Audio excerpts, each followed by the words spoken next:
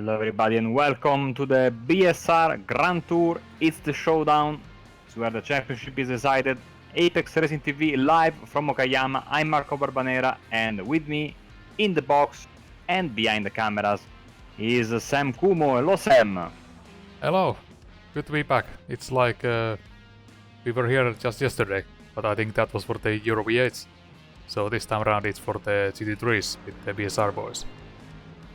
Absolutely. So round 1 of 3 of the Showdown, and we have 6 drivers that will be contending for the title. Michael Evdoka, Richard Wormingham, Steve Lavelli, Jamie Ayres, Colin Robinson and Scott Malcolm. These are the guys, and you can see on screen the points, and these points for the top 6 guys are basically reset to 10,000 points plus bonus points that you can gain during the season by scoring wins, podium positions and other nice races on your resume. So Evdoka with a head start, but yeah, as you can see, everybody is still very close to each other, and that's the magic of the Showdown.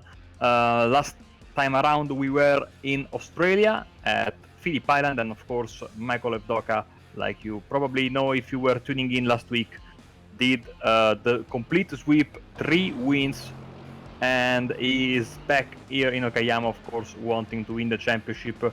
Maybe not the greatest turnout, Sam, but we had some fantastic battles up and down the field, and of course it's always a great night when a driver can complete the sweep and win all the 3 races. Yeah, Evdoka definitely dominated the Phillip Island round for the race 1. He started from the pole and takes the win. Second race he did not start on the pole because of the reverse grid, but still was able to make the pass and had a great battle with McFadden towards the end of the race. Was able to clinch the win in the second race. Then race 3 we experienced a few dropouts. I don't know if there were some technical issues with the drivers, but Evdoka again, starting from the pole, just pole to finish and wins the third race and all of the races that we had. And today, of course, we switch from one of the toughest tracks on iRacing to one of the probably the best known track by all the drivers in the service, because we are at Okayama with the, of course, classic combo that everybody learns when he's a rookie on iRacing, MX5s at Okayama. So these drivers will know everything about the track, and this levels the playing field a bit, so I'm expecting a much more chaotic race at the front today. The fast drivers, of course, will be there, but I'm not expecting Sam a sweep by any of these drivers. I think we will have 2, if not 3, different winners today. Yeah, it's usually action-packed races, especially when we come to these 2 hairpins here where Jamie Ayres is right now. This is where we see kind of the field clumping up together. Jamie Ayres, that's a little bit too much shortcutting there. But considering we have about 13 drivers, I don't know if we will have few last-minute entries. So I'm not expecting a massive chaos, really. So it should be a good evening for racing. But I also have to correct you there. Not everyone has raced here with the MX5s. I have not. Oh well, because you are one of the oldest, I think, members in iRacing, right? So yeah, it was Solstice at Laguna Seca and at Limerock Park. And also occasional Jefferson course, I think, at the Summit Point. Well, Jefferson course, especially the reverse version, I think my most disliked track on iRacing, so man. Yeah, it's not good. Yeah. Imagine driving the V8 Supercars there, or even these GT3s. Yeah.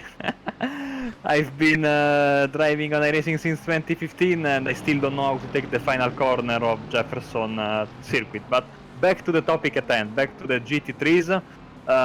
The rules for the day, the usual BSR GT3 rules. We have 3 races. The first 2 races are 20-minute races. The first one will have the grid determined by the qualifying session you are watching right now. Second race will have a random reverse grid. We will spin the wheel and let the drivers know how many of them will have to invert their position. And then the finishing order of race 2 will determine the starting grid for race 3. Race 3, which is a mini enduro, is going to be 35 minutes with a mandatory pit stop. So it's going to be important in that race. The strategy first race it's important, of course, the pure pace, especially if you have a good grid position, and of course race 2 usually with the reverse, it's where the driving skill and the racecraft can really shine if you are one of the fast drivers that is strapped in the back, maybe by big reverses. The checker flag is in the air, and so we will be ready to give you the starting grid in just a few minutes as the drivers complete their final timed laps. They have, of course, a couple of minutes after the checkered flag to complete their laps if they didn't catch said checkered flag while they were going for their lap. So Lee Dimmer is still going with his lap. It's sitting in P9. So far, Evdoka seems to be pretty confident about his full position. We have Danes and Malcolm already in the pits, sitting 4th and 5th. So they will not get a better time. And as we watch Deemer coming across here, yeah, I saw that Lee Woodburn, he did have a chance to run one last qualify lap, but I don't think he had a fuel. Otherwise, like, he had nothing to lose really.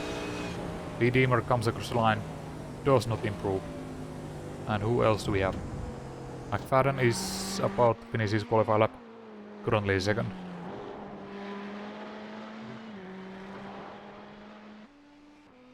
You can get away with a bit of running in the dirt there. Stuart McFadden on the start-finish line. It's 24.6, I think. It doesn't improve. Well, he improves his time, but he doesn't improve his position. So yeah, it's exactly. P2 for him. And James Underhill pits. So that should be everyone. And now we simply wait for the gridding process to begin, and then we can go over the starting grid for this first race of the evening.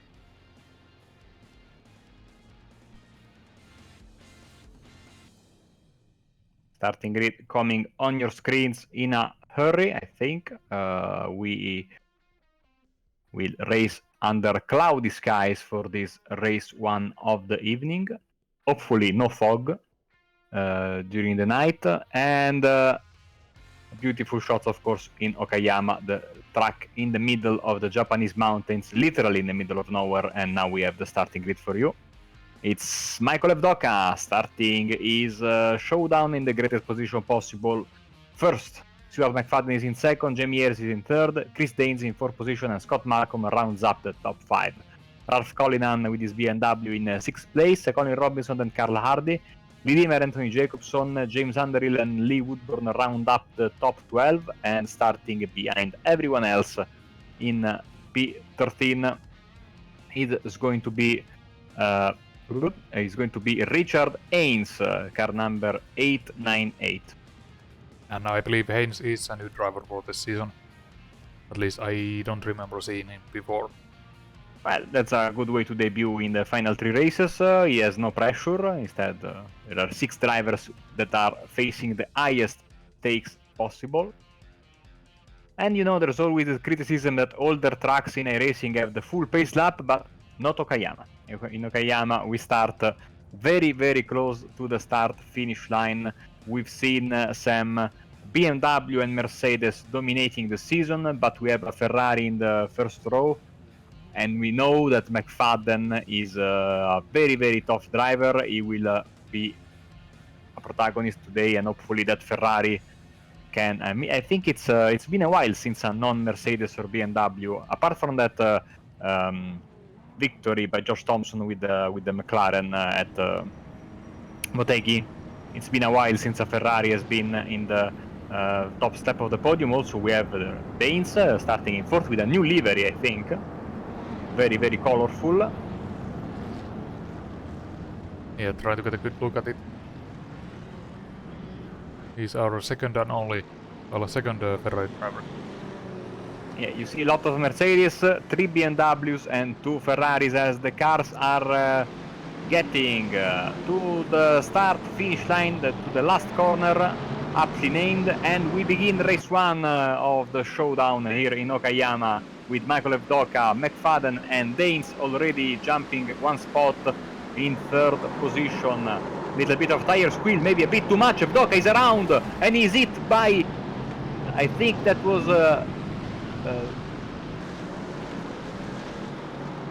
think it was Dimmer that hit Evdoka there, and so already Sam, some troubles for the championship leader. Yeah, that is Maybe huge for the Showdown for our championship leader. Sorry, I think it was Jamie Ayres hitting Evdoka, but Jamie Ayres seems to be fine. Some damage to the front of his car, but he's still holding on. In fact, he's attacking Malcolm for the third position, whilst in the front is a Ferrari 1-2. So I might have jinxed a bit Evdoka there, because the Ferraris are in a breakaway. Yeah, just quickly trying to see what actually happened. Did he just lose it on his own, or... Yeah, just too fast into turn 1, slides it. And yeah, that was Jamie Ayres with that green Mercedes. Yeah, also Ralph Kalian got a piece of Evdoka there, as Evdoka is in the pits, and I think that is a game over for him, not only for this race 1, but also, and as Ayres goes into the pits, so damn big damage for him as well. I think Evdoka is seriously incurring the risk of going 1 lap down and not being eligible for the reverse later on, as McFadden and Danes, the two Ferraris, are in a breakaway. Yeah, Evdoka is definitely going to be 1 lap down. That is huge amount of damage, and I believe the same is for Jamie Ayres. I think their hopes are in the third race at this point. Yeah, so we already see the unpredictability of the Showdown and why this format is so popular. Even if maybe not the fairest one, certainly one of the most exciting, and I think that Danes is trying to line up a move on McFadden, but the black Ferrari, the CQR Ferrari is a bit far away, but he makes a mistake, and Danes gets the position, and we have a new leader already, lap 2, and we have the first pass for position, and a very uncharacteristic mistake by McFadden, especially considering the fact that he is a very, very tough driver to pass, but he completely lost the braking, he locked the brakes there, and Danes went through. So, and Scott Malcolm quietly is in P3. If you remember last week, he was a bit he was not happy with himself. He was pretty sure he was not going to be part of the Showdown. Well, he is, and he is going very well, looking towards a podium position right now. As I'm looking at the times of the drivers behind Danes, and they are basically McFadden had a mistake, but before that mistake, it was like McFadden and Danes were lapping significantly faster than the rest of the pack, Sam. Yeah, Cullen was running also quite fast, about half a second faster than the drivers around him. So I think we might see Rolf moving up the field in a few moments here. But yeah, I don't think we've seen Ferrari 1-2 this season at all. So that's your favorite. I love the 488, so absolutely I'm all for keeping the Italian flag flying high in the BSR GT3 series, as McFadden is trying to gather up himself and maybe go for a move there, as Danes completely misses the braking there at the hairpin, and once again he's sideways and McFadden takes the lead once again. So nobody wants to win this race, Sam. It's the third time that the driver in the lead has lost control of his car and gifted his first position to others. And this time, not as dramatic as Evdoka's mistake in the first corner, but still, McFadden is back into the lead. Yeah, that was kind of unusual mistake, but I'm guessing Danes was feeling the pressure with the McFadden so close behind him. So now Danes just needs to calm down and get back to it and close the gap. It's up to about 1.3 seconds right now, but I think he might have the pace to just go in and give a good battle for the win. So it's official, both Woodward and Evdoka are out of the race, and it's you know, in the end, the Showdown is only nine races, as we see Jacobson and Haynes in the grass on the long right-hander. So only 9 races in the Showdown. So yeah, Evdoka is extremely fast, but this is going to be a huge loss of points there as Underhill and Jacobson are going at it. Jacobson the light blue car and Underhill in the purple and white car, both Yeah, Mercedes. that is the... Yeah, Underhill in the Northern Lights Racing GT Omega, whereas Anthony Jacobson is in the MSR. Going side by side, great battle here at Okayama between these two guys as they come to the final corner, which is not this one but the next one. Sorry, last corner, not final corner. And as of this moment, it's Jacobson keeping the position, but Underhill is looking very, very fast, and behind them Haynes. And we'll have to see if Jamie Ayres will be able to catch back to these guys, even though with only 14 minutes left in this race, it's not going to be an easy task. No, it looks like Ayres is about 14 seconds behind these guys, so it is going to be really tough. He would have to be just blindingly quick, over 1 second per lap faster, and I just don't see that happening consistently. But here, there's another battle going on between Cullinan, Robinson and Deemer. And look at that, Cullinan has made it up to 4th place, and Deemer is looking at that 5th place. Yeah, these guys are battling, and of course you see in front of them, just for a second you catch a glimpse of Scott Malcolm, so the podium is still possible for these guys. Oh, and wow, Robinson sliding, and we are seeing, Sam, a lot of people having trouble controlling the cars, even though the track temperature is quite low, so you would expect some kind of grip, especially since we are now in the 7th lap of the race, and in fact these cars use tire warmers, but still we are seeing some very continuous slipping and sliding by the drivers, especially in a couple of corners, this one and the corners towards the end of the race. Yes, Marco, that's definitely something that we don't see that often. And I've just heard from Michael Evdoka that it was the cold tires that really caught him out. So maybe that is the problem that the drivers are having issues here with. Because often when we go to these Japanese tracks, the temperatures are very high. So maybe the setups have been built for that kind of conditions, and they weren't expecting to really run in such a cool conditions here, like we are for this race 1.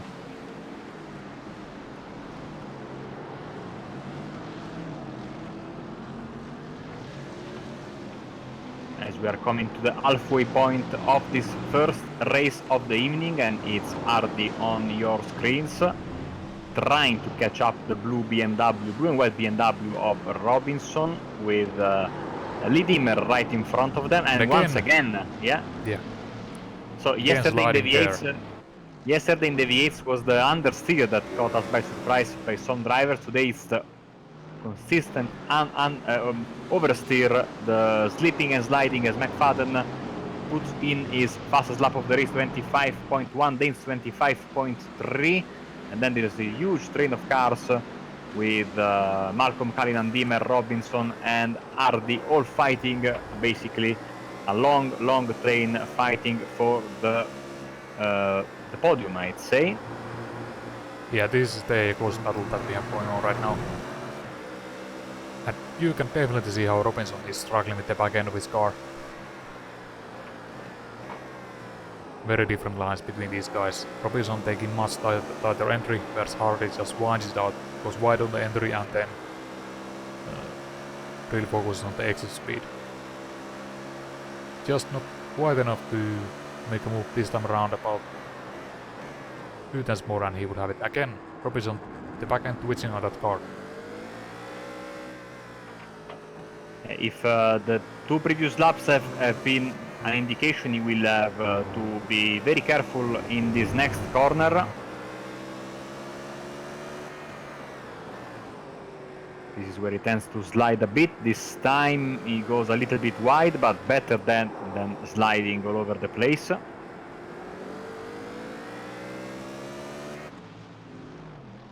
As we go back to the external cameras and we watch the gap, 0.7 of a second. Yeah, Robinson was able to pull away from there, from Hardy right there. And also Harry had a little bit of a lock-up into the second hairpin.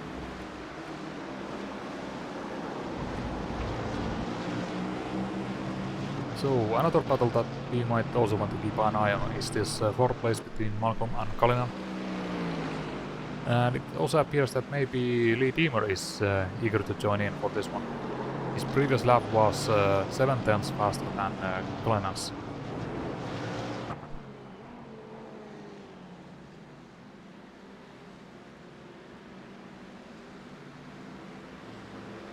Going into the hairpin, aptly named hairpin corner, which is maybe, you know, not very sound in English, hairpin corner, but that's the official name.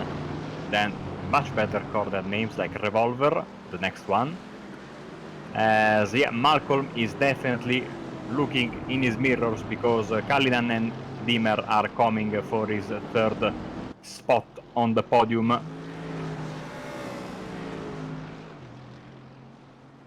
Yeah, Malcolm has had a pretty good season so far. I think he's one of those drivers that I've seen over the past years, even in the BSRTC with the Kias.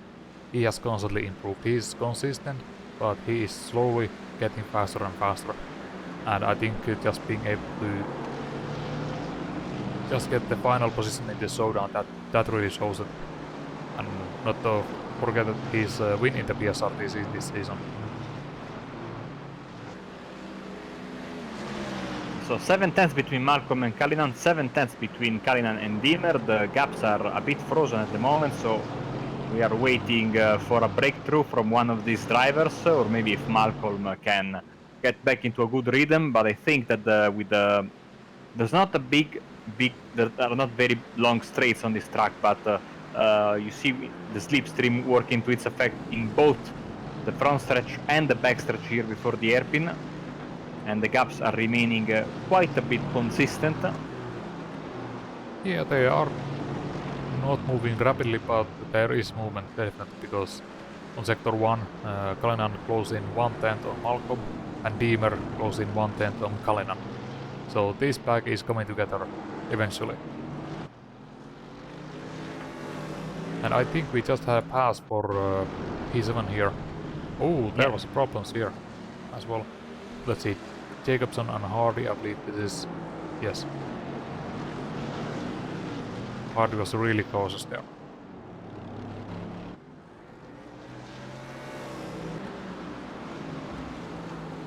So back to the live pictures from Okayama with Robinson, Jackson and Hardy now in this battle for P6. So we just saw on the replay Hardy go a little bit on the grass, and that cost him one position.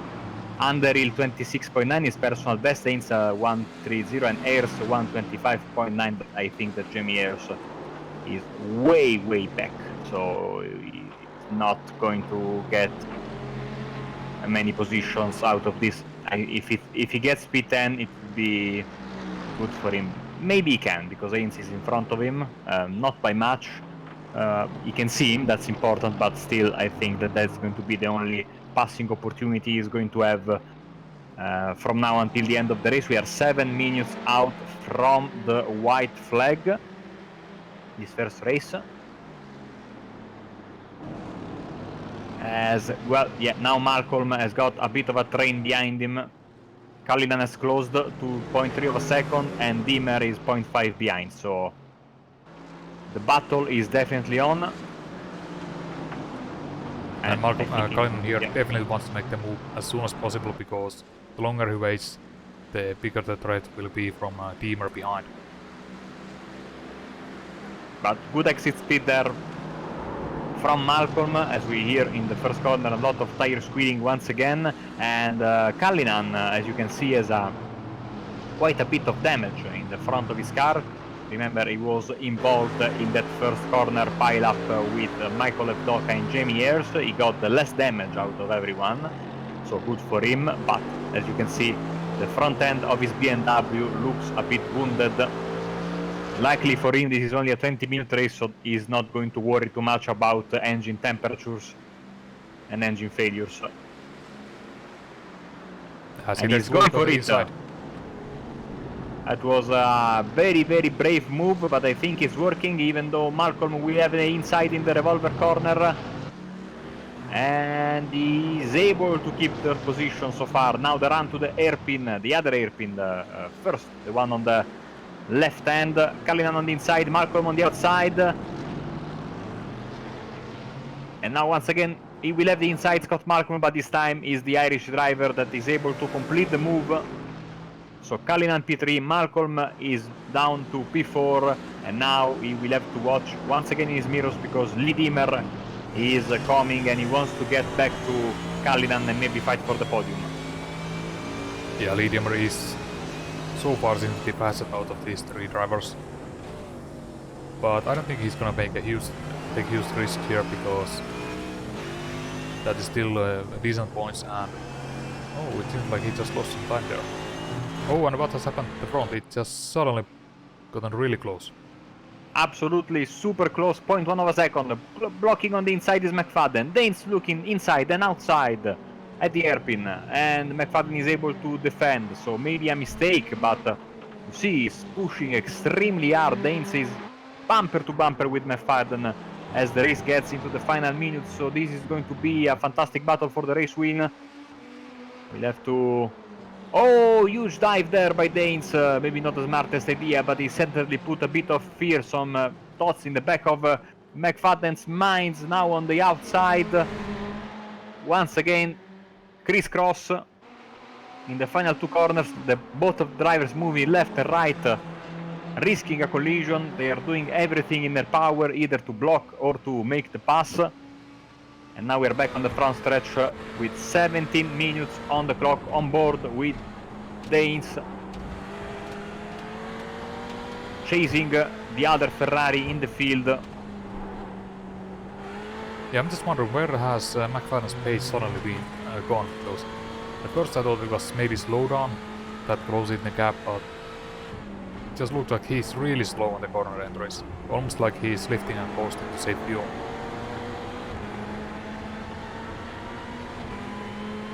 Good run there by McFadden in coming out of the right hander, the long and uphill right hander that brings us to the hairpin, but now with the slipstream he has to defend on the inside. Great dive there by McFadden. Can he hold the car? He can't, and McFadden stays in first position and they touch! And McFadden is around in the gravel and he's going back on the track. He will probably keep second position, but Danes is far, far away in the distance. Let's see a replay. Another crisscross moment here, left, right. And slightest of touches, front right with left rear sent. Oh, and Danes is waiting, I think, for McFadden. He is, and he's given the position back. A fantastic show of sportsmanship here at Okayama in the showdown.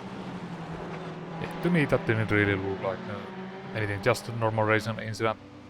McFadden was just way too late to cover the line there, and Chris Dane was already in that position and just got really across him. They are going at it once again, these two, as I think that was the white flag, Sam, because we are only 1 minute away from the end of the race. McFadden first, Danes in second. Cullinan, Malcolm is holding on fourth place against Dimmer. So battles all over the top 5 for this first race of the night here from Okayama, first race of the showdown. Let's see, Danes taking the slipstream. Will he move to the inside? McFadden is not covering, staying in the middle of the track. On the outside is Danes. He runs a bit wide, he doesn't have a good exit. That was a big mistake. Even going for a bit of a ride on the gravel there is Danes and McFadden. Unless anything surprising happens, he's going to be your race 1 winner. Nice dive there by Danes. Now we will have the inside, little contact once again. They both stop, they both come to a halt. But in the end it's McFadden with the race win in Okayama for the first round of the showdown, and Danes is in second with a fantastic battle for the win. Kallinan is in third place. You see the BMW there, and Scott Malcolm, I think, is going to hold on for P4. Dimmer is in fifth. Then it's Robinson and Jacobson coming one after the other. Hardy with his red car should be in P8. There it is. Then Underhill and Jamie Ayres wasn't able to complete a pass on Underhill after his first lap crash and pit stop, and Haynes, Evdock and Woodburn are retired and out of consideration for the reverse. Yeah, good close battles there at the end. And it seems like, especially on the hairpins, McLaren was just waiting to see where Chris Dane is going to go. Is he going to go outside or inside? And he was just kind of blocking the whole track, really. So very, very aggressive, but very effective defense there. We have the final results from race 1 in Okayama, and it's a victory for Ferrari, a victory in race 1 for Stuart McFadden. Then it's Danes in second place, Kallinan is in third. We have a fourth place finish for Scott Malcolm, then fifth is Lee Dimmer. Then we have Colin Robinson in sixth place, Anthony Jacobson is in seventh, Carl Hardy is in eighth, James Underhill in ninth, and Jamie Ayres rounds up the top 10. Like we said, out of the race and out of the reverse grid considerations, Richard Danes and Michael Evdoka, Lee Woodburn, they will start 11th, 12th, and 13th in the second race, which is coming up in a bit. But first, we have to spin the wheel. Yes, and the wheel is on your screen right now, so let's spin it. I think the options here are very much lean towards a full reverse, I think, considering the number of cars we have. It is a small number, but it is still 10. Okay, so, well, Jamie Ayres will be in pole position, so he's willing to fight back from the first corner crash, get the repairs done and get back on track. In the end, nets him a pole position. James Underhill will join him in the front row for race 2, which will come to you after this commercial break.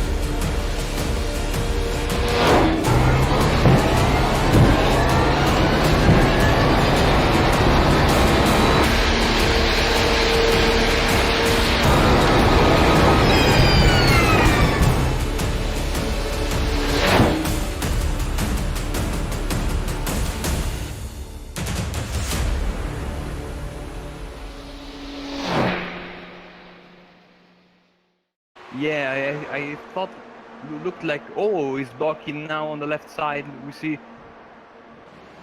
Henrik Andre on the outside. Now he has the inside on the Senares, and maybe he's got the position. Wow, some very close racing. I saw Calestani move and then stop. So, oh, he's on the grass. Oh, man. Yeah, good speed for Calestani in the slower section. Let's see if he can get good slipstream now. Of course, he will have DRS. Yeah, so he'll deploy it down here. He's not going to be close enough, is he? Unless there's maybe he can use the energy deployment. And down the inside goes Calestani.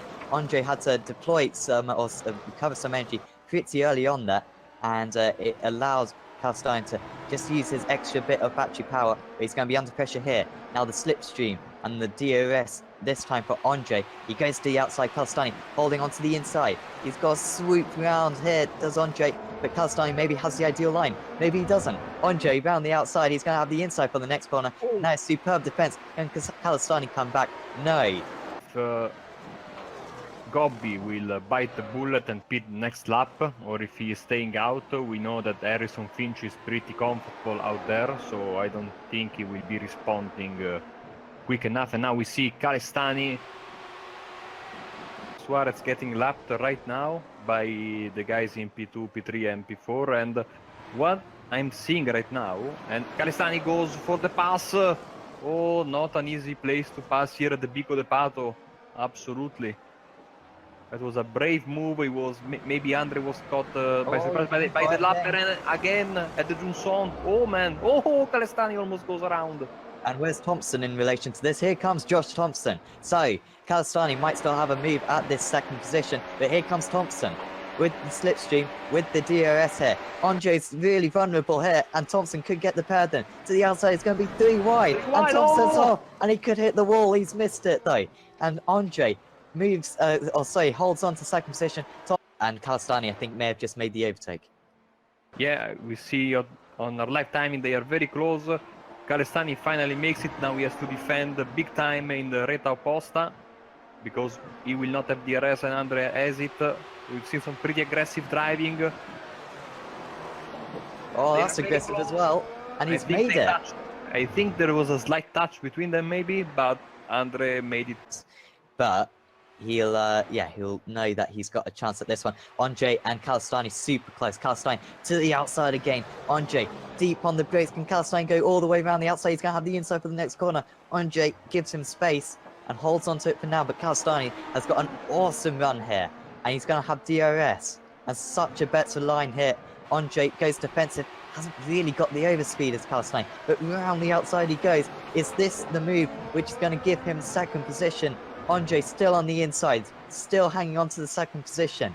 But back comes down the inside, and Andre could finally lose this one. Still round the outside. This is incredible battling. Andre tries to just squeeze him on the apex, tries to push him out. It does Calistani. Andre, though, will not give this one in. He's got to go defensive once again. This is absolutely incredible. He's lost it, but he hangs on. Oh. How did he save that? How did he save that? Wow. But you see Calestani is hanging just a little bit back compared to the previous laps. So maybe his tires have given up, or maybe he's got some kind of damage from the contacts they've had before. He's got absolutely nailed this exit. Those tires will be screaming. They were on lap 18. Gobbi, lap 21. Has he got the run? It doesn't look like he has, but he's going to have a little bit of DRS. It's not closing in though down the pit straight, and Andre's going to hang on to second position. Calistani third. Gobbi ends up in fourth, and Thompson holds on to fifth against Ragusa. How on earth did you manage to keep Matteo behind for all those 46 laps? Oh, to be honest, I have no idea. I was really struggling with the tires. I think that at the start of the race, I was faster than him. But yeah, my front tires were just dying through the whole stint. Like I finished the race, I was maybe 30% of tires lasting at the front. So, well, I just try to defend and try to be smart and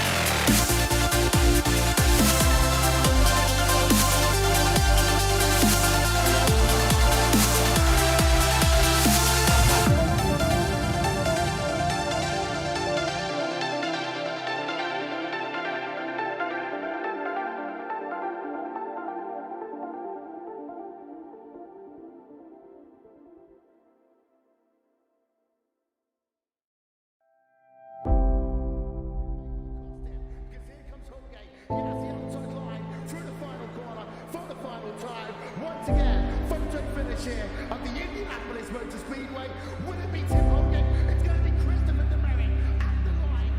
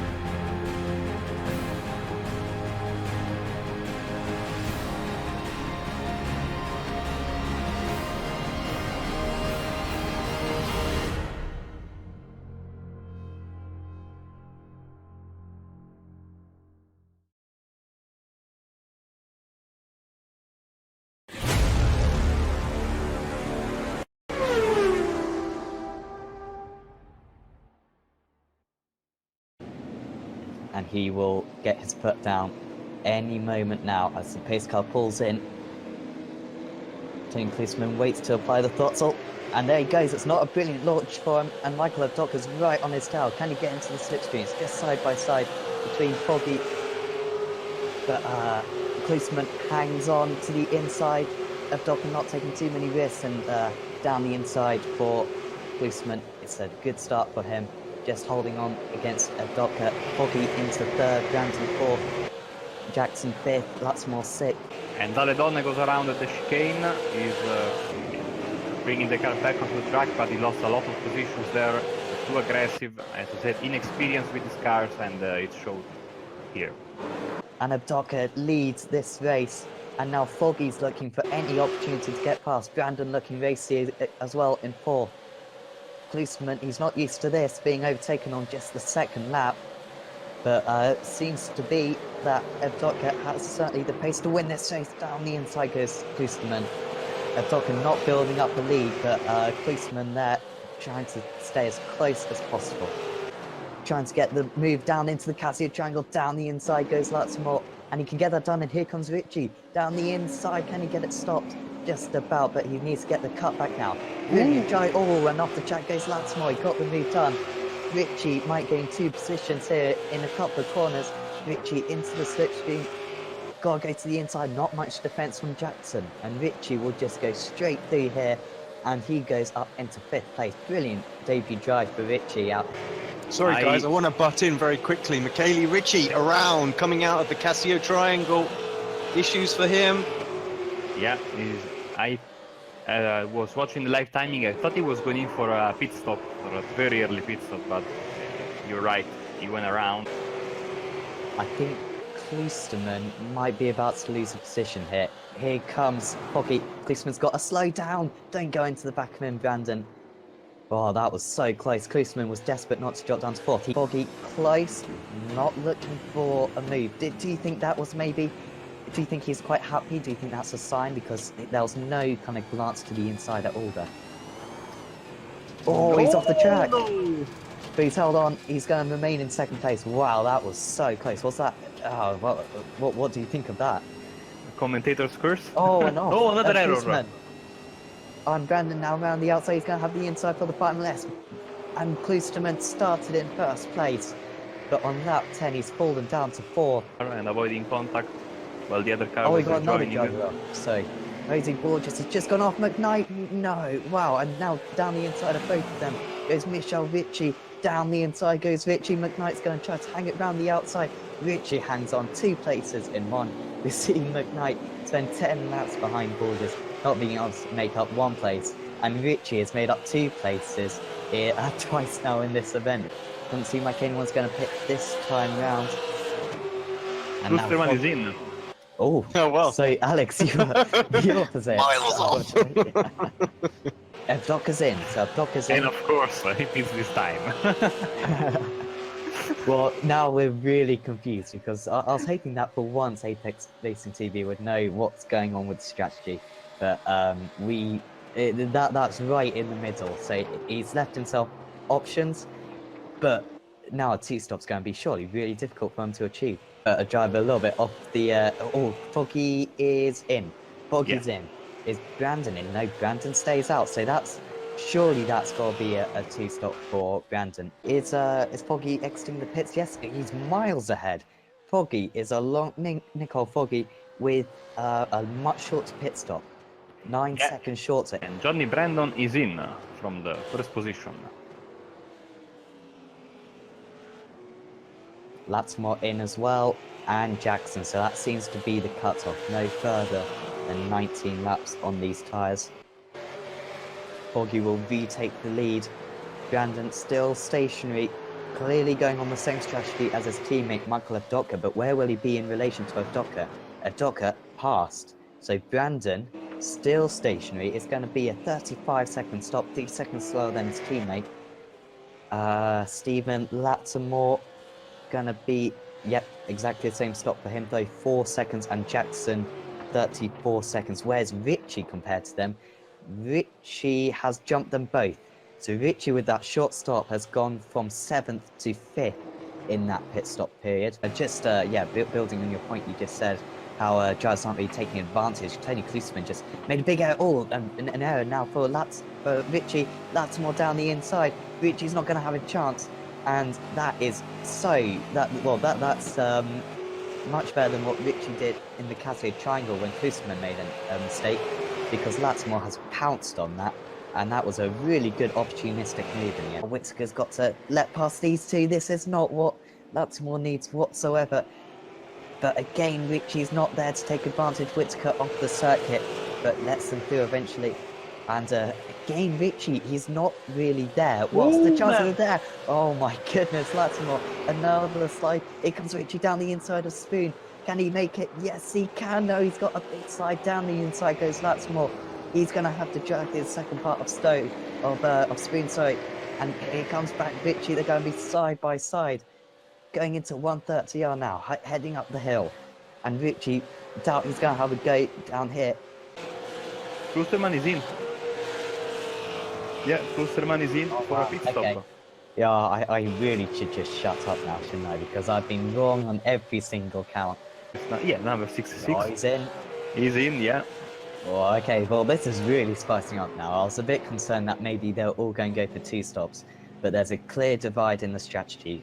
Foggy in on lap 30 of 56. So, of course, And Evdoka is in. And Evdoka is in. Oh, wow. Okay. By the way, and now he's the Evdoka's new ahead. leader. Evdoka's ahead of Foggy. What a quick stop for Michael Evdoka. 7.7 seconds for Evdoka. What a pit stop. He is into the net lead. And that last Latimore pit is stop- around again. Oh no, he's safety. No. Oh, he's going to lead out to Jackson, isn't he?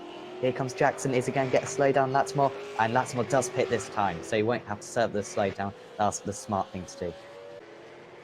Yeah, classic error in this car. We've seen it a few times today. Just the wheel spin is so difficult to control. Really do respect these drivers out here for doing, you know, 56 laps in such powerful cars. Just a little bit of a reference.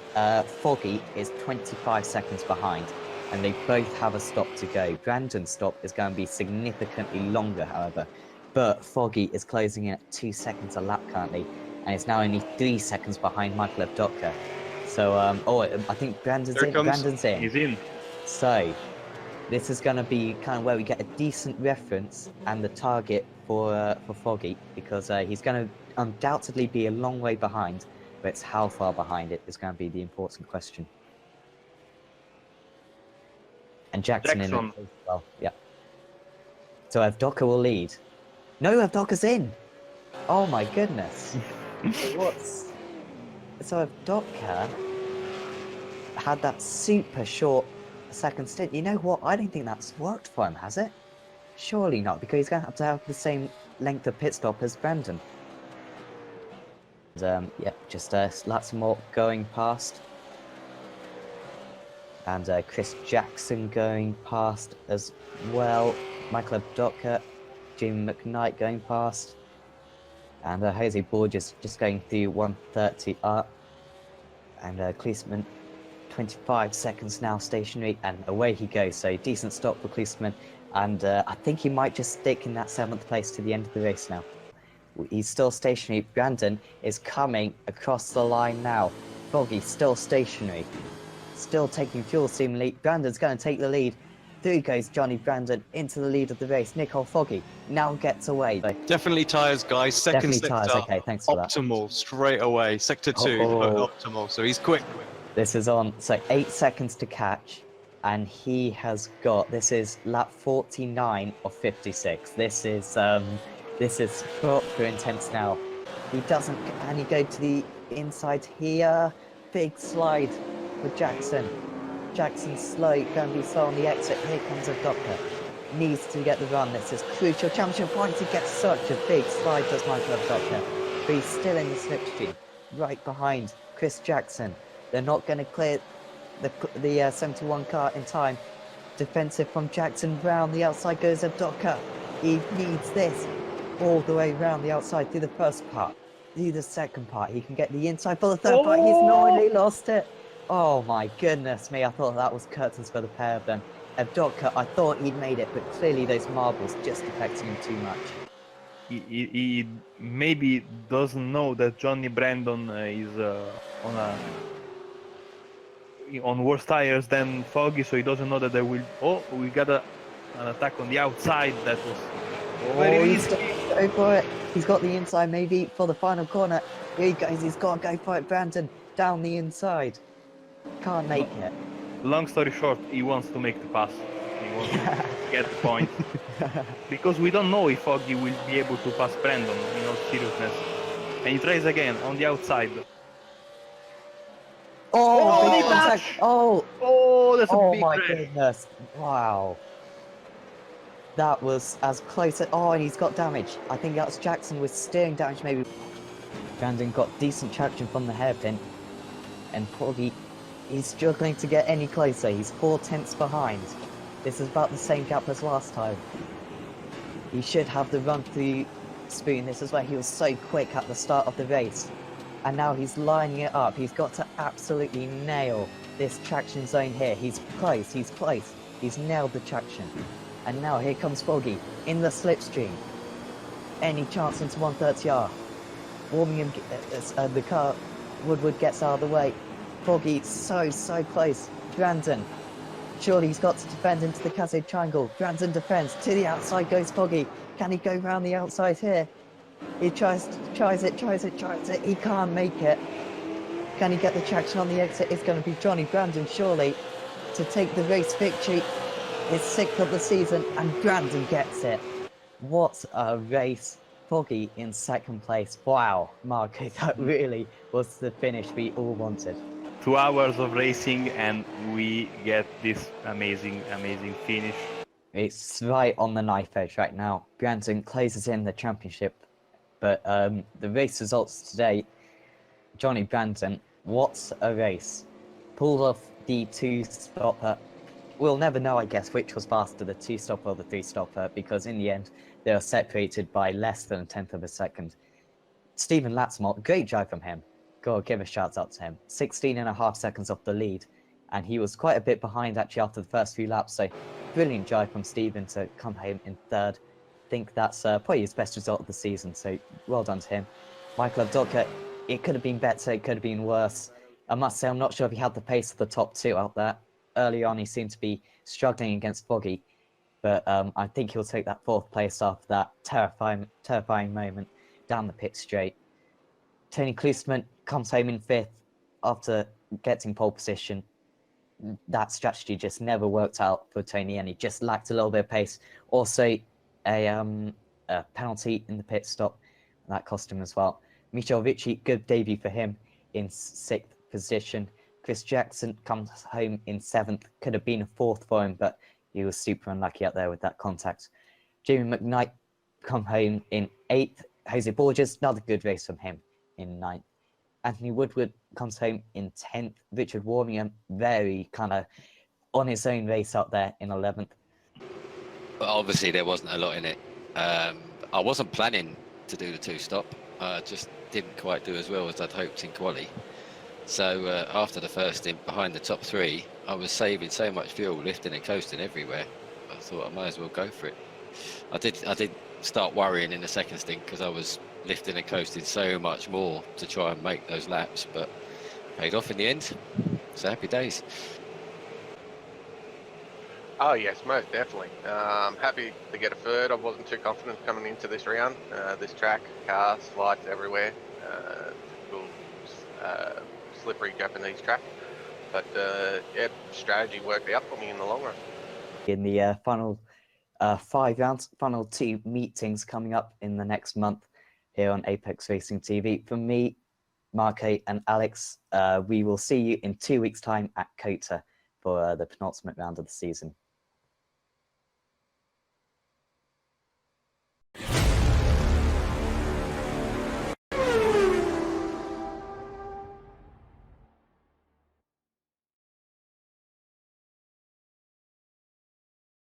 Lee Dima is now only second behind Ralph Cullen. I don't know how that's happened. Cullen was about 8 seconds ahead at one point. Dima has been flying. Yeah, a second a lap every lap. You know what, that kind of slow speed down the straights of the BMW may not be too costly, but Dima, he's got so much more... Oh, Cullinan with the big slide through the exit of right, Villeneuve. Now he's really got to hold the inside line in Tosa. Now, oh, Dima gets a great exit. Cullinan's going to have to block the inside into Piratella, surely. Surely he has to come across. Dima's going to be through here, is he? No. These GT3 cars, they are quite large. So, you know, your vision can be obscured. This is a great exit. This could be a chance.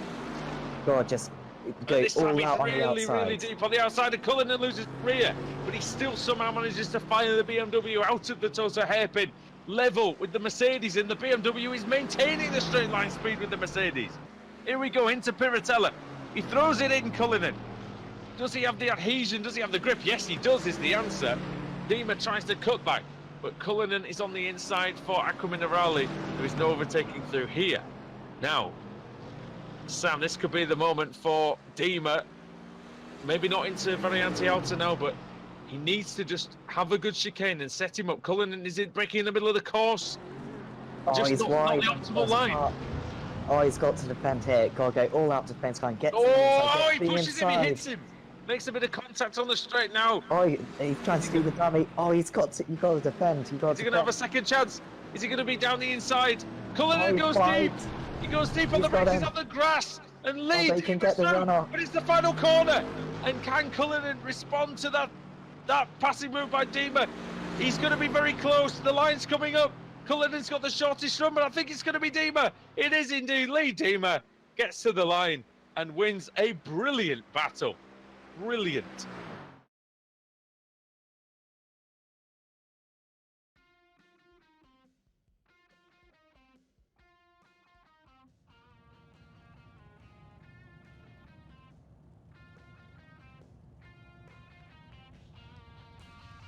Welcome back, ladies and gentlemen. This is race 2 of the evening. Live from Okayama is the BSR GT for the Showdown.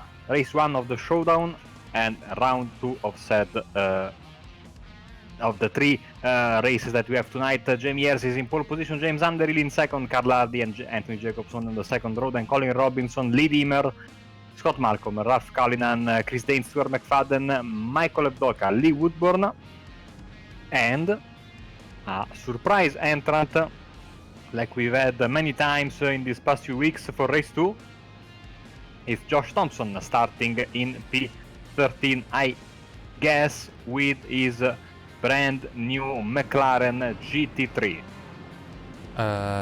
No, it seems like he's back with the BMW. Oh yeah, that's the BMW there, so back to his old car.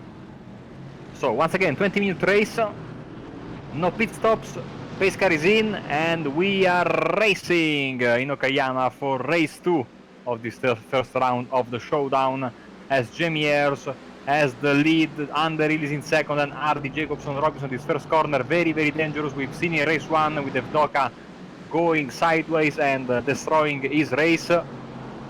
Everybody seems to be behaving quite nicely as Hardy and Jacobson are going at it into the right-hander, as Ayres still has the lead, and of course Jamie Ayres could be one, or if not the main guy, the favorite to win this race, given his usual very fast pace and the fact that he's starting from the pole. Yeah, also not so great start for Michael Ebdoka, our championship leader. After having a really poor luck in the first race, having spinning out on the turn 1, he's still 12th, even lost position to Josh Thompson, and he really needs to get a move on if he wants to fight for the position, as that is McLaren going on the inside, collides with Ebdoka, and they crash. They crash, and McFadden is around, Evdoka front right damage. Let's see if McFadden will tow back to the pits or start again. He is stuck there. We see a replay. In the meantime, it was a very late dive by Evdoka there on the inside. You'll see. Oh, also there was Cullinan on the grass there. I don't think it affected these two guys, but yeah, Evdoka with a late dive. You said it 1 second ago. He was a bit. Oh well, Cullinan has got a slowdown, by the way. He's very slow. McFadden has towed back to the pits. And you know, I say it all the time. Oh, look at that, 3 wide. No, that and is a there's bad a car idea. in the fence. Yeah, the car in the fence there, it's Robinson. So it's all happening in this second race as Evdoka is now on the back of Robinson on the outside. Robinson on the inside, there's a Woodburn not far. So Evdoka's car is damaged, but it looks like it's still working. Thompson is up to P8, Malcolm P7. They are side by side going into the hairpin and completes a great move on the outside, Thompson there. And he's up to P7, and now we'll try to catch Danes, even though he's a bit wide there. He's hunting the Ferrari, who in turn is hunting the Mercedes of Lee Dimmer. So it's all happening there. And we saw even in the first race, Danes going for this move. He has a very different line than the others in the hairpin there, going for the inside run, and he's very close to Hardy, right in front. Nope. He's close to Dimmer, right in front of him for the 5th spot. Yeah, I don't blame it. There's so much action going on that it's really difficult to keep up with who is going. And here comes this Stains on the Lee Dimmer. Yeah, as McFadden is coming. Yeah, McFadden is coming out of the pits, but he is already 1 lap down. So we will just try to get some experience and try to, well, get ready for race 3. You will start in that position unless somebody else goes into the wall and goes laps down. As this battle continues with Dimmer looking in his mirrors, because there's Josh Thompson on his inside there, coming to the hairpin, hard on the brakes. Thompson makes the move, and is the classic race to Josh Thompson show Sam, coming from the back because he missed race 1, and making move after move, and now he's back in his beloved BMW, so even more dangerous than when he had the McLaren. Yeah, I'm surprised that he didn't keep driving the McLaren, although I believe he is still competing in the McLaren shadow, so I think the original reason there was that he would use this as just almost like a practice, really, get used to the McLaren. Oh, and that is very close with Chris Danes and Carl Hardy. Yeah, Danes was sideways in the previous corners, then he hit a little bit Hardy in the back. This of course gives Thompson the chance of having a good run. They are side by side going into the first corner. As McFadden is back into the pits, no reason to continue for him. He will start last in race 3. As Thompson has got Dimmer now right behind him because he's been slowed a bit by this guy, so he goes on the inside of Hardy. BMW versus BMW. He has an outside run there, Josh Thompson trying to get the most of the slightly banked corner. Great run there. He will have to use the slipstream maybe of someone in front of him if he wants to make the move, and he does. Great move there by Thompson up to P5. Yeah, and behind there there's Evdoka make a move on Scott Malcolm. Maybe Slowly, the damage. but sure. Yeah, it is slightly damage. Maybe Yeah, costing some because- time, but he is slowly gaining positions. I was expecting a better pace from Evdoka in this second race, since, like, you know, first race didn't go very well, and he is desperate for position, and he's desperate. I think he wants a good starting position for race 3, as Hardy went a bit wide there into the grass. So Dimmer trying to get advantage from that mistake from Hardy.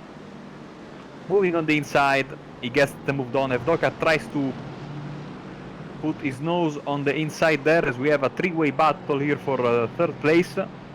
Jacobson in fourth, Danes is in third, and Thompson is in fifth. All happening right now on the track at Okayama, 6 minutes into this race, and Josh Thompson is simply picking the competition apart. Yeah, this is very different from the first race where we had these constant battle packs going on, but here just Thompson carving his way through the field. But we also have like good battles going on all around, so it's kind of hard to even decide what we're gonna follow. I think Absolutely. following Josh Thompson always a good bet. Always a great idea, it always provides for some good entertainment. With his great overtaking skills, aggressive driving, and now he has only one objective in mind, and that is to pass the Ferrari of Danes. And I have to say also Underhill, because proceeding very slow. There's maybe a bit of contact there between the Ferrari and the Mercedes. Trying to gain advantage there is, of course, Thompson, as they come out of the final corner, going a bit wide, as there's a huge train of cars. Danes move to the inside. Thompson moves to the outside. They are not 3 wide, almost 3 wide. The Ferrari is in P2. But Yeah, here comes certainly Underhill once again.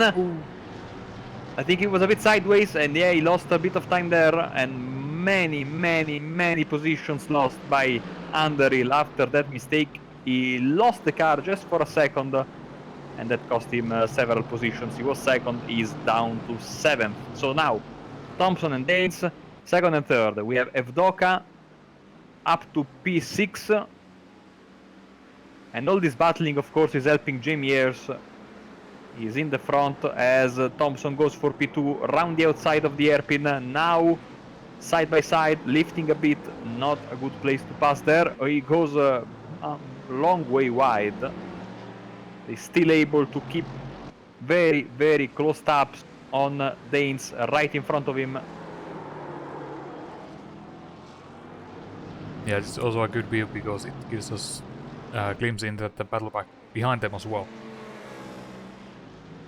As Evdoka is up to 4th place, so in the end, you are right, slowly but surely making his way through the field. I think a podium is on the cards, but you see up there in the distance, Jamie Ayres has got a great advantage over the rest of the field as Thompson moves on the outside, then on the inside, on the dirt. on the inside curb. That was a very brave move. Maybe it was only designed to intimidate Chris Danes and make him realize that he has Josh Thompson, who goes a bit wider in his mirrors, give him something to think about. And I think that with Evdoka edging closer and closer, Thompson will go for a move, maybe even right now after the backstretch on the hairpin. Yeah, we'll see. Yeah, he is really close, and I'm surprised if he doesn't go for it. Danes covers the inside line, Thompson goes on the outside. If he can just hang on, this would be inside line for the next one, but no, he stays behind.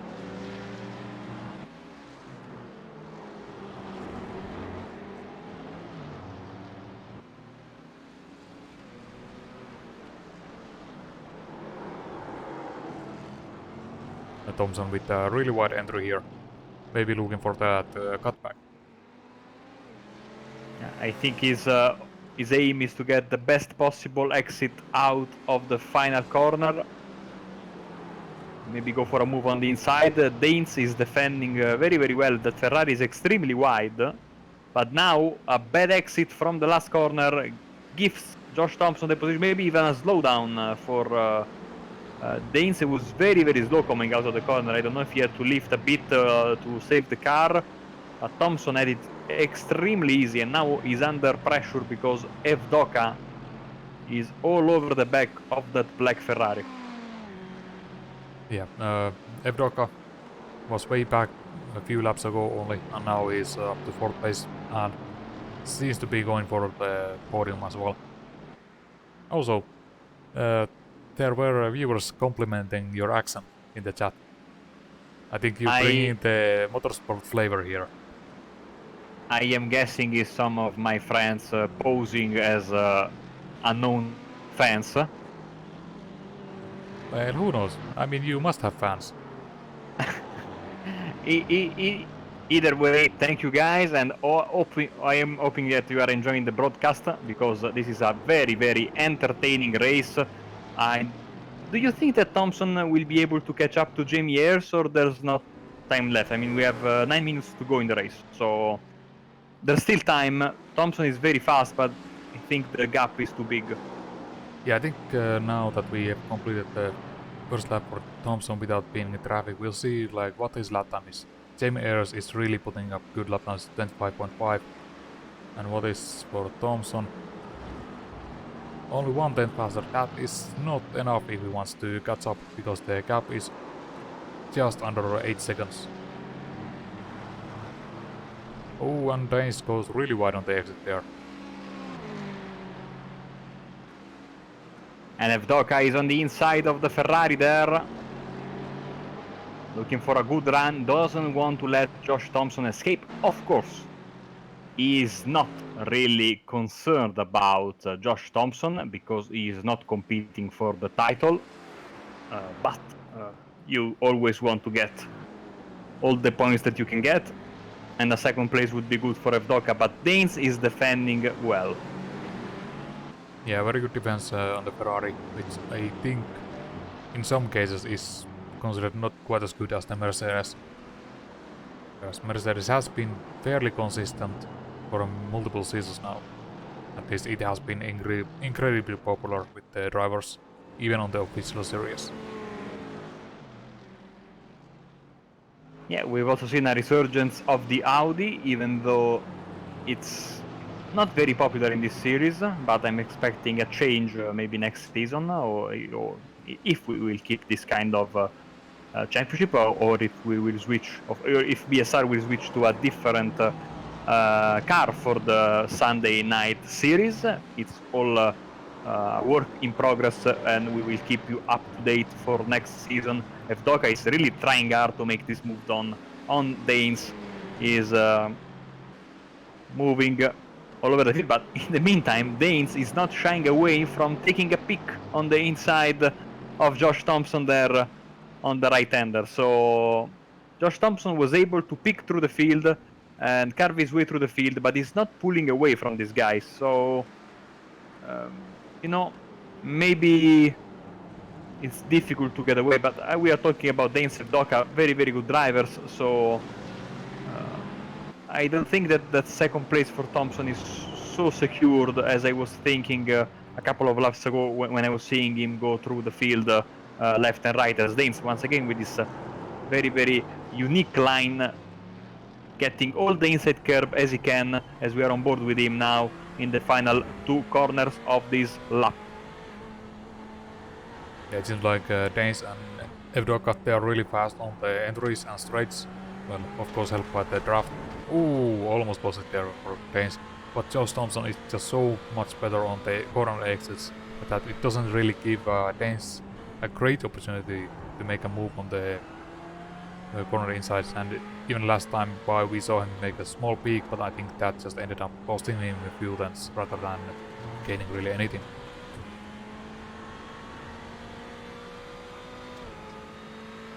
The roar of the Ferrari turbo engine.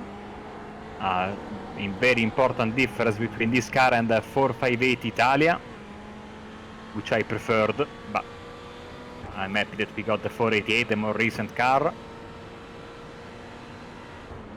And yeah, Thompson is always there, he cannot escape from these 2 guys, but at the same time, Evdoka is not being able to make the move on his opponent. As we see, the front right of Evdoka's car has the typical Mercedes damage that when you drive on board looks like a rhino's horn, basically. Oh, Evdoka a bit sideways, losing a bit of time there, slipping and sliding through the hairpins. And once again we have a very, very cool track temperature, but this is not stopping these guys from slipping and sliding all the way, especially in the final couple of corners. And now Evdoka uses a bit too much there of the rumble strip, going in the gravel and giving a bit of breathing room for Danes, who just set his fastest lap of the race. So I wasn't sure about this, but Dane's pace is absolutely for real. Yeah, Danes is pushing extremely hard. We see him kind of struggling with the car even. I'm not sure how long he can keep this up before the tires overheat. In the previous lap time when we were on board with him, we saw him understeering on the final corner, and on this previous lap time we saw him just having massive moment there on the hairpins. So we'll see if he can keep up with Josh Thompson, but right now it seems like this battle is going to be between Danes and Evdoka rather than Thompson and Danes. Yeah, Thompson was able to get a little bit of a gap, and now it's working to his advantage. He's got 1 second over Danes, more or less, as Evdoka has a nice run coming out of the first hairpin. Car is feeling nice after the slipping and sliding of the previous lap, and is absolutely in the rear end of Danes as they come out of the final corner.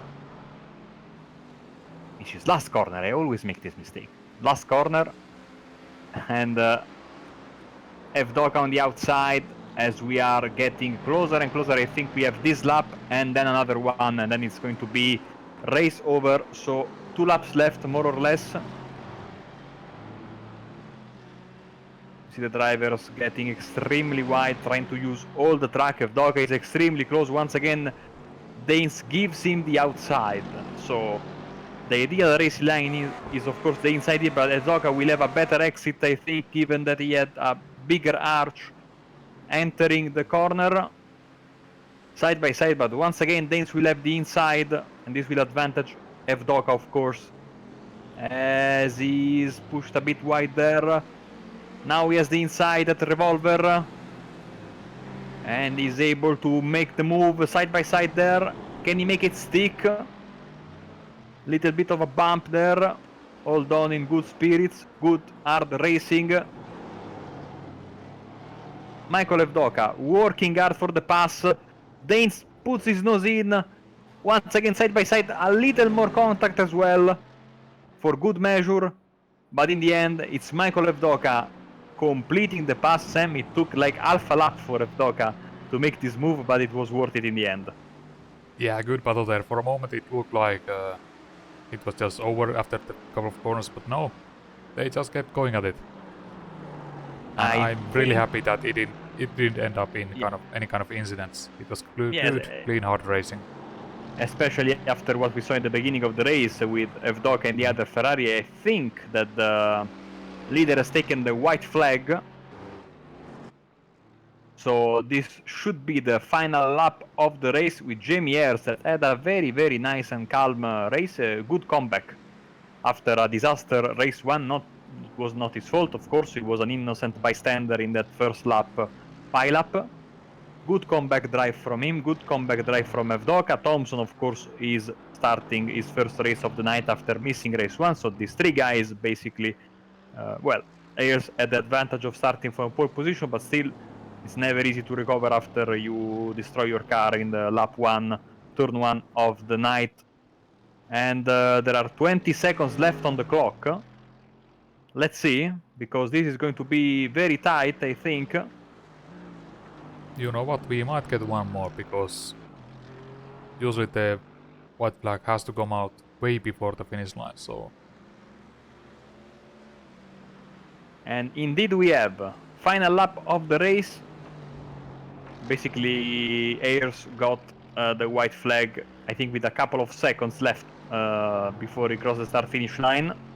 So one more lap, basically, than expected, to be fair. As Thompson is a bit wide there, and he saves the car. Hopefully these guys have filled their tanks, thinking about maybe this one extra lap that could have happened, because, once again, Ayres got the white flag in the worst possible moment if you're trying to have a very, very tight fuel run, as Robinson, Callinan, Hardy, and a bit forward there you see Scott Malcolm going at it. Huge tire squeal. Hardy touches Robinson, and Robinson is in the fence.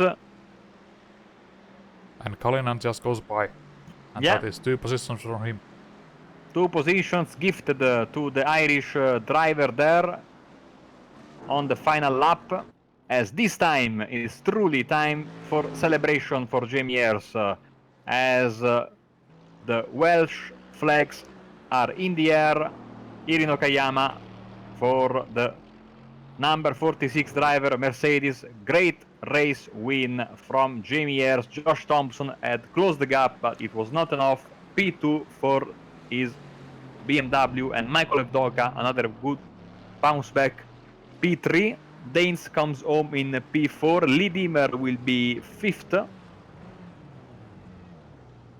And then we have Jacobson coming into P6, Malcolm is 7th, Callinan in the newly gifted P8, and we'll wait for Underhill, Robinson and Hardy nursing, especially Robinson and Hardy, damaged cars after the contact they had before. So Underhill went straight to the pits. Robinson is P10 in the end, I guess, and Hardy should be P11, so bad luck for Woodburn and McFadden out of the race in the immediate beginning of it, so they will have to fight from the back in race 3, but they will have 35 minutes instead of 20, and it will be, of course, the strategy of the mandatory pit stop. It will play a big part in the final race of the evening. That was some last lap drama there between the BMWs. So let's see what happens in the final race. Well, we go over the results. So here we go then. Go ahead, Sam. Yeah, Jamie Ayres takes the win here with Josh Thompson finishing 2nd, and final place on the podium goes to Michael Evdoka. A good recovery drive from him as well here. 4th is Chris Daines, 5th is Lee Dimmer, 6th Anthony Jacobson, 7th Scott Malcolm, 8th Ralph Callinan, 9th James Underhill, 10th Colin Robinson, 11th Carl Hardy, 12th Lee Woodburn, and 13th is Stuart McFadden, who had trouble at the beginning there. So this was race 2 from Okayama, and this was also the starting grid for race 3. Race 3, once again, 35 minutes, mandatory pit stop, and it will come your way here on Apex Racing TV after this message from our sponsor.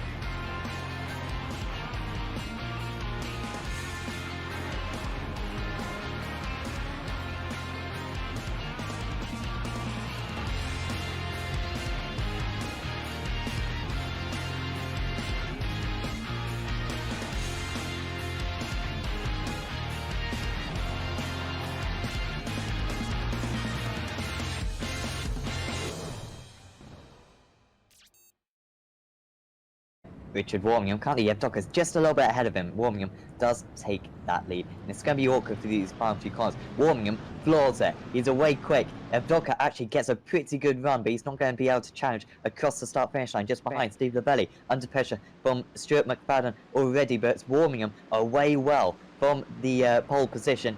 Evdoka challenging into turn 1, and Labelli having to go defensive against McFadden. McFadden looking to the inside. Could there be contact between these two? Not quite, but he's going to have to go defensive once again. Ayres just watching just behind.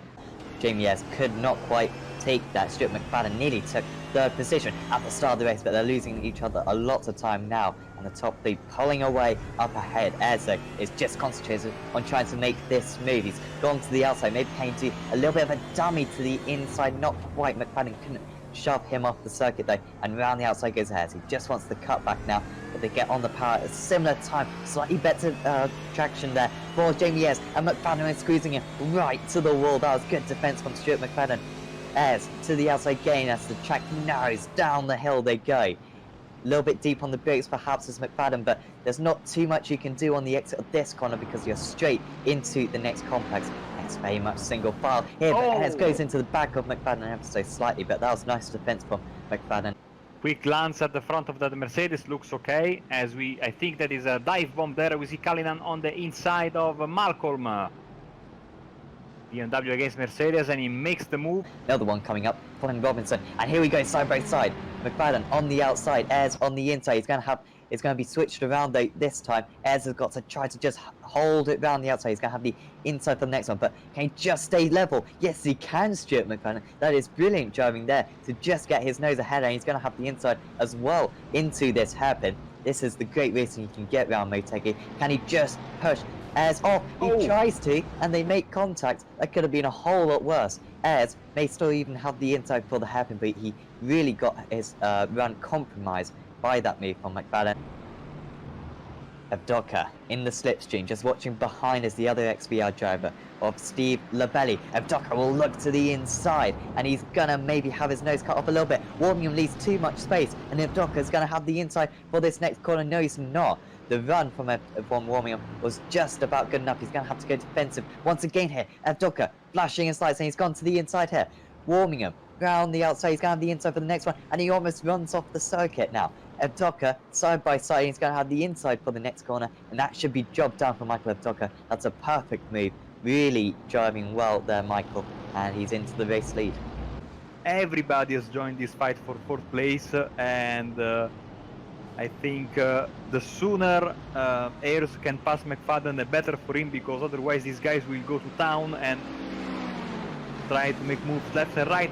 Great defending there, once again, almost 3 wide going to the hairpin now. Oh, Ayres nearly into the back of him. I think that Ferrari has a nice little bit of straight line speed, doesn't it, which just allows him to fend off any attack. That is a surprise though from Ayres, and he's trying to go for it at a corner that you would not dream of doing it, and it's going to leave him vulnerable now to Lane O'Connor. He's trying to move through. Cullinan nearly loses it in the background. Malcolm as well. Robinson trying to get involved. For now, it seems like McFadden's going to be fine. O'Connor to the inside of Jamie Ayres. The two Mercedes side by side, and they've made contact, and Ayres has lost 2 positions in a couple of corners. Yeah, the amount of cones dispatched there. Oh dear. Oh, down the inside. Oh wow, that was a nice attack from Ayres, and it's put Robinson off. That was brilliant from Jamie Ayres. That was a really nice little tactic to just glance to the inside, and he's got the power through this turn 6, and he's going to be able to pull ahead. You see, Ayres is very, very close, but he's a little bit scared, I think, because it might happen that O'Connor's car can glitch. Inside of him. Inside, yeah. That's a way to make a pass. Deliberate, was it? Oh man, he went straight through him and got the. Maybe that was the only way somebody could pass McFadden tonight, because he's making that Ferrari very, very large. Let's see a replay. This must have been a mistake. Yeah, that was so a mistake. That was not a deliberate move. McFadden, though, could get pushed off a little bit. Probably will not hit you, as Cullinan goes once again very wide there at the final corner, but I think he got a bit scared, because you see this car in the rearview mirror. It's suddenly so big. As he goes for a move on turn 1, he says, "You are." Oh, the touch! Ayres goes through. ambitious move from a long way back into turn 1, and he was a long way back.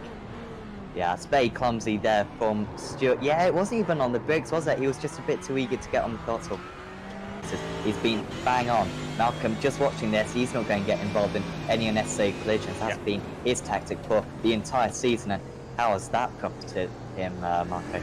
I had talked to him after last week's BSR, this week's, I should say, MX5 race. No, come on. No. Oh Man. we're so sorry. But here we go. Michael Abdoka going to come round the final few cars here at Motegi, and he's going to take another race victory. He's had a real upturn in pace these past few weeks, and here he comes, Michael Abdoka, to take race 1 here at Motegi. And what a good drive that was from him. So James Underhill round the final chicane now. Scott Malcolm along with him. They haven't gone too early here. When will he go? James Underhill from the pole position, and away we go for race 2 of the evening. It's not a great start. No, so they haven't gone. They all got on the brakes. And have gone. That was chaos, and Underhill has got to a horrendous start. Dima also got a poor start. It's Malcolm leading the race, but I wonder if that's going to be a jump start for him. There could be contact, and there is contact. The XBR drove around. Ayres was in there as well, but it's Malcolm in the lead with Robinson right on his tail. McFadden perhaps sees a potential race victory. Stuart McFadden down the inside of Colin Robinson, and they go into turn 5 now, and he has got that position. Very surprised that there was nothing major, because you know, change for the lead, sorry. Change for the lead. Yeah, McFadden is in the lead. He's now up into 5th position, up 5 places himself. Underhill is now down 6. What a chaotic first lap this is, and Dima's gone for the move, and that's a great move from Lee Dima on Colin Robinson. And Malcolm went straight for the box, so he has a penalty. And yeah, that's put his showdown chances maybe in a bit of jeopardy. Synchronized spinning there. No contact, I think, between the two guys. Going to be very defensive here on the inside. Let's see what Abdoka has in store for him. Going defensive straight away with Stuart McFadden. You can just about muscle your way around the outside here, and Abdoka's going to try to do it. He's going round the outside here, and that's going to be an awesome move from Abdoka. McFadden tries to force him off, and now it's going to be side by side going into this next section of course. If McFadden can just hang it round the outside, he's going to have a chance. Abdoka trying to stay in there, but just cutting him off is McFadden. Now heading down this pit straight, and I'm sure McFadden will go right to the inside, right to the pit wall. Abdoka looks to the inside. He cannot find a way through. To McFadden, and there Ayres is flashing his lights to Abdoka as they go once again back to the double left-hander here that will bring them under the bridge for the first time of the 2 times they get under the bridge. Oh, he's going to crash. Hard hit for Abdoka. Like it's going to be in the corner of the car. He hit that ball at home. Wasn't it? Look at that, he went on the grass. Lost the drive a little bit even on the sand, and that was a very hard hit. And he's holding the wheel, you see on the right side, to go straight. So he's right on the tail of Lee Dima. He's going to not qualify for the showdown. Either of these drivers, and Josh Thompson is going to look to the inside. Lee Dima not putting up much of a fight, and Thompson moves up into the top 3 positions. He was quite comfortable in the lead, seemingly had the pace to fend off his rival. But now this is super close. This is where McFadden hit Lane O'Connor in the last race, and look at Thompson. He's gaining. Not going to be in with a chance into turn 1, but someone who does fancy his chances is James. And now Thompson's going to go through 1. He's going to go through 2 maybe. This would be an incredible overtake. Josh Thompson takes the lead of the race from absolutely nowhere, and it's only taken him a handful of laps to go from the back of the grid to the front of the grid. And whilst these two carry on fighting once against one another, and there's going to be contact. Ayres is round. Dima moves up a position. Thompson in the lead. Using the 2 dueling drivers as a pick basically, and getting into the corner in 3rd position and getting out of it in 1st position, as we see more contact there. I think that was Max Wright in his red car. Contact.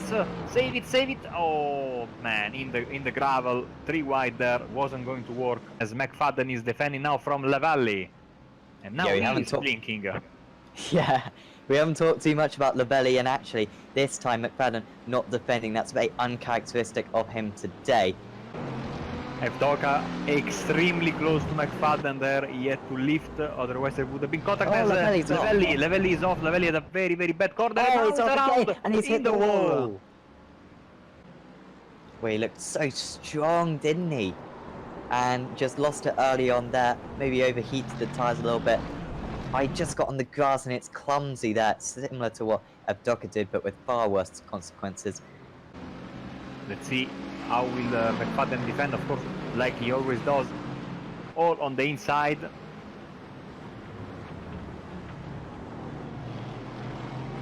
Great run from Evdoka.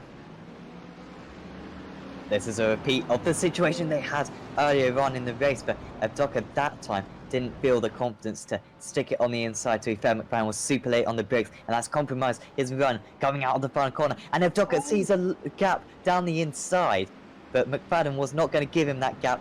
And Evdoka growing a little bit frustrated, and he's taking a slightly surprising line down into turn 1. This was the last lap of the race. Dima tries to go for a move, and Evdoka's a little bit late in covering off, almost blocking off the Mercedes, and he might run into the side of McFadden. He has done. McFadden gets back the right way, but he's lost 2 positions straight away there. He might lose 4. Evdoka into 2nd place.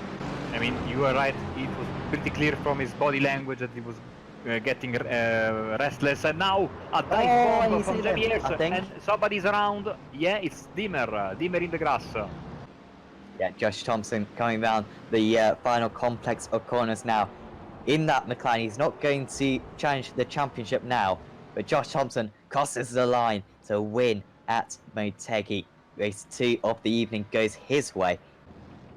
Here we go. Evdoka 2nd, Thompson 1st. Gonna round the final corner for race 3 of the evening, and away we go. Josh Thompson away really well in Evdoka. I thought he might have a good launch. It hasn't turned out that way because Ayres is pressurizing him into turn 1, but not quite. Ayres just has to back up. At night we have to maybe have a bit of a adjustment on braking points, etc. As we see, Evdoka very, very aggressive and good defending from Thompson on the inside as Wormingham tries to attack Robinson, and I think he will be successful in this double right-hander under the bridge. The top 3 are extremely close, and I really want to see Evdoka do well in this race, and I want to see what his pace is. Oh, he's hit him! That man. was very clumsy from Jamie Ayres, but Evdoka's kind of got away with it. He's going to lose out to Robinson and Dima. We've seen a lot of contact there, and Ayres is apologising a lot there profusely. You think that flashing the lights is code for apologizing? Yesterday in the Euro V8, and that was very different equipment, very different circuit, and that was warming up. Oh dear. So many drivers have done that, Mark. Getting on the grass, and it's just, guys, stay within the white lines because it's suicide going up there. Might be able to extract a little bit more pace from it, just because I think he's got a little bit of damage on that car, and of course we saw earlier on. Extremely fast stop. Yeah, really 5 quick. seconds. 4.5 seconds. Hopefully he put enough fuel in the car. Curveball coming in.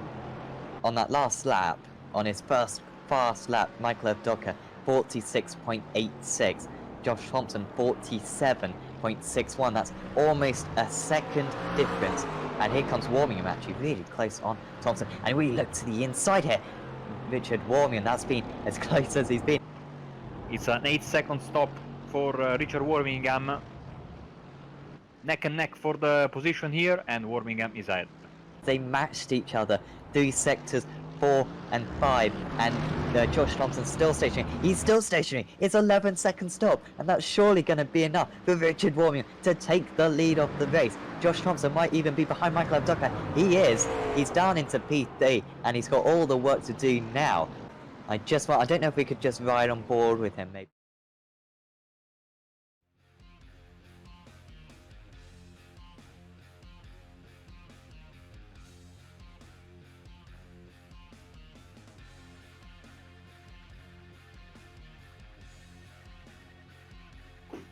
Back live from Okayama, it's Apex Racing TV, it's the BSR Grand Tour. Showdown. We are ready. Marco Barbanera, Sam Kumo in the booth. Race 3, 35 minutes with a mandatory stop. The race starting grid has been set by the finishing order of the previous one. So we see Jamie Ayres on pole position, Josh Thompson in second place, F. Doka is in third, Chris Danes fourth position, and we got Lee Dimmer and Anthony Jacobson, Scott Malcolm and Ralph Cullinan, Colin Robinson, Carl Hardy in 10th place, and then in the back of the field, that is Carl Hardy. We got 10 there is- racers, yeah. 10 cars. you are absolutely right. So the cars are already rolling, and we're going to have a flying start as per usual. It's going to be interesting to see. Of course, we see most of the time, Sam, it's just a splash of fuel that these guys need. So basically, you can go in and pit whenever you want.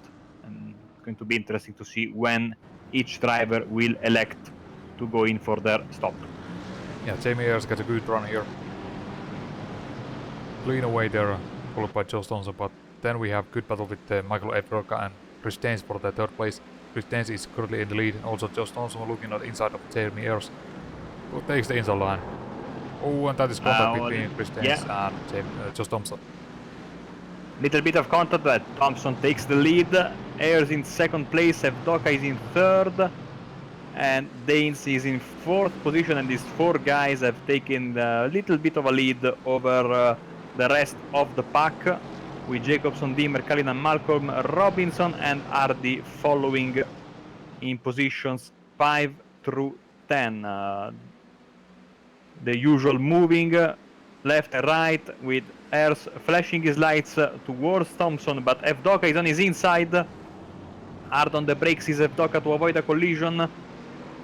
Ayres will have the preferred line going into this corner, and in the meantime the Ferrari of Danes is getting closer and closer to the Mercedes. Some contact in the back, Lee Dimmer is involved, and he's in the gravel, and he's in last place. Damage to the front end of his white and green Mercedes. Just Let's taking a look catch- at what happened. We missed this on the screen.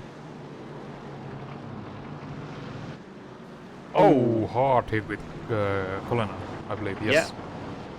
So that front end of that BMW damaged in race 1, damaged once again in race 3. There is a faster pair, so these guys can go take their fuel and get the car repaired in an instant, but of course you have to wait to be good on fuel, basically. So there's like I said, it's just a splash, so probably these guys are going to be good on fuel in just a few laps, but right now I think it's still too early to go in. So if you have damage, you have to basically nurse it until you can get inside the pits and be confident that you can finish the race with the amount of fuel you put in. Evdoka on the inside of Ayres. Once again at the hairpin, side-by-side contact, shoulder barge there by Evdoka. It works, and he's up to P2.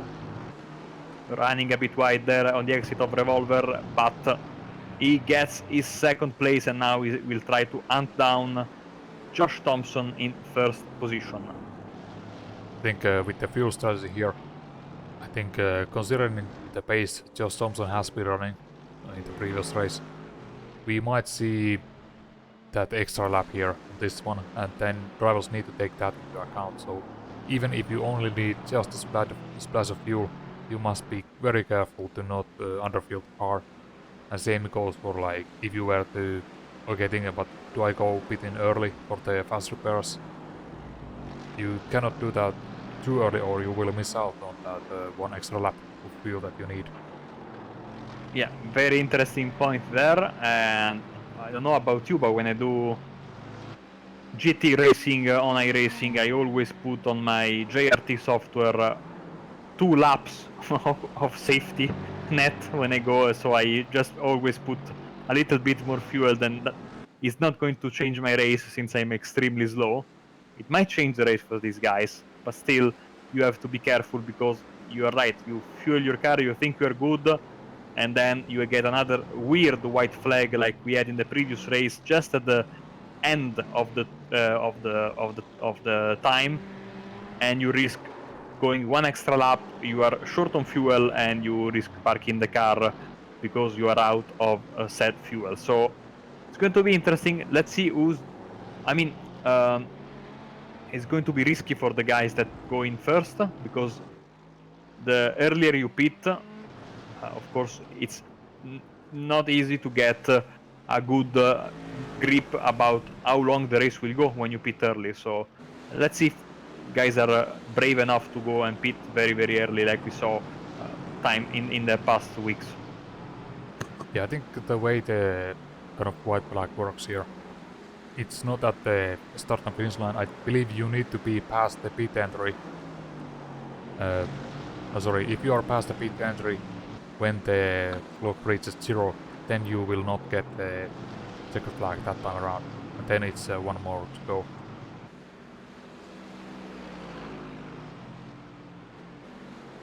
So we have good battle going on here towards the rear end of the grid with Malcolm and Robinson.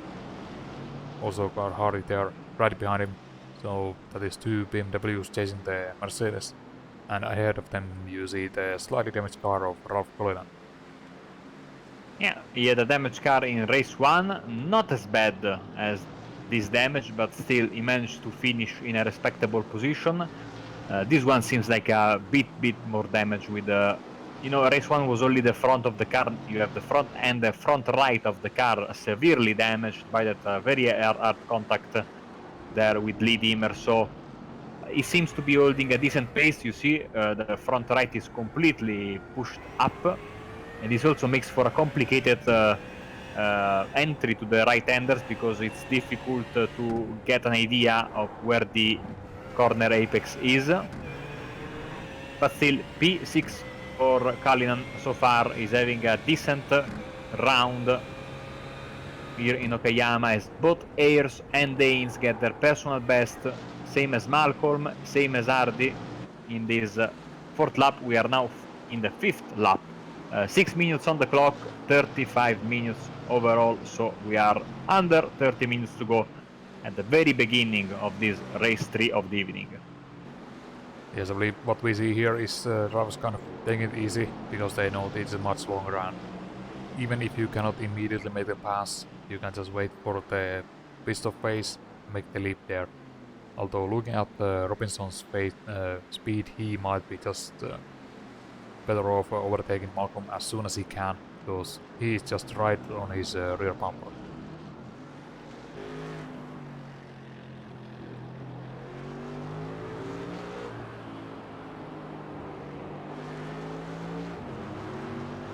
The roar of the Mercedes engine in Scott Malcolm's car, one of the contenders for the Showdown here in the BSR Grand Tour, round 1 of 3, as Malcolm is the first to go into the pits.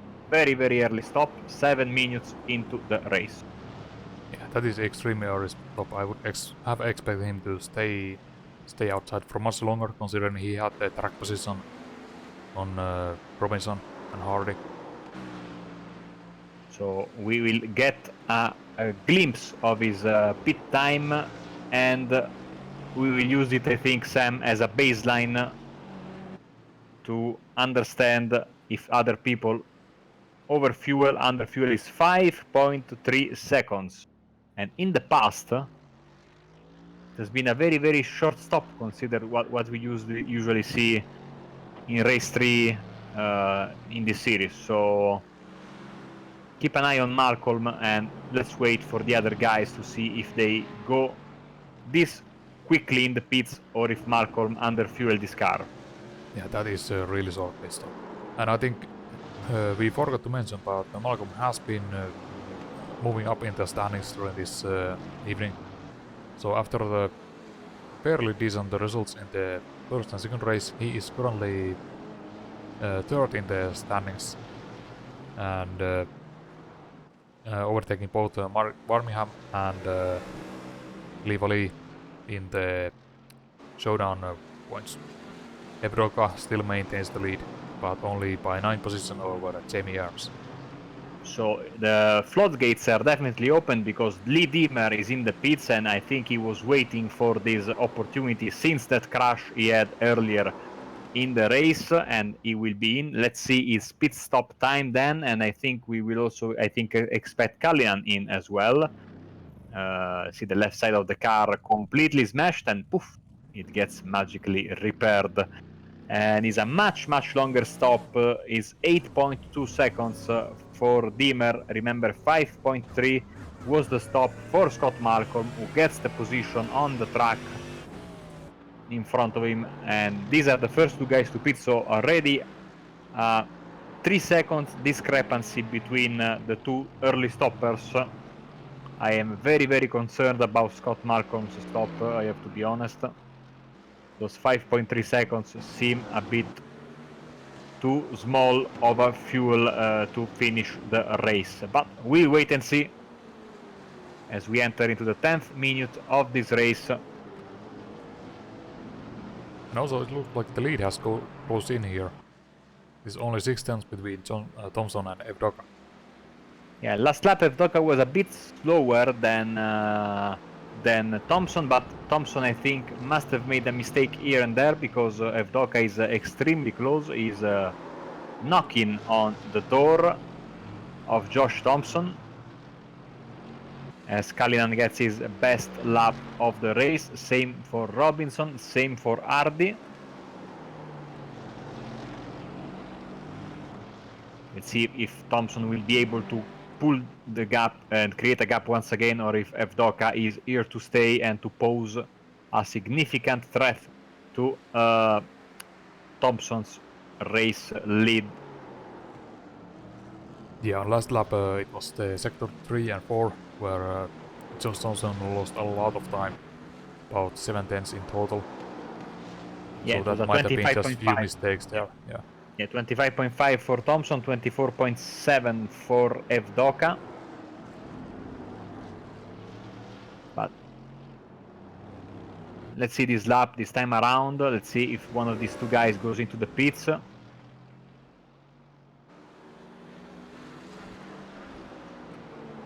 They both stay out, and I don't blame them, honestly, since they are leading the race and looking extremely good. They know they have the better idea of everyone as to how much the race will go as Callinan goes in the pits.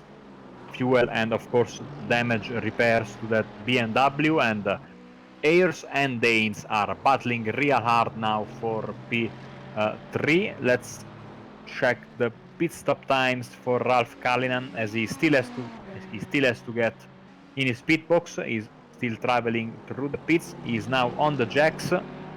Timer is running, and he gets a long stop, 9.1 seconds. So the three drivers that stopped, everyone had a slower stop than the other. So once again, Scott Malcolm's fuel strategy looks to be a bit more risky as Danes goes sideways at the revolver and he's in the gravel.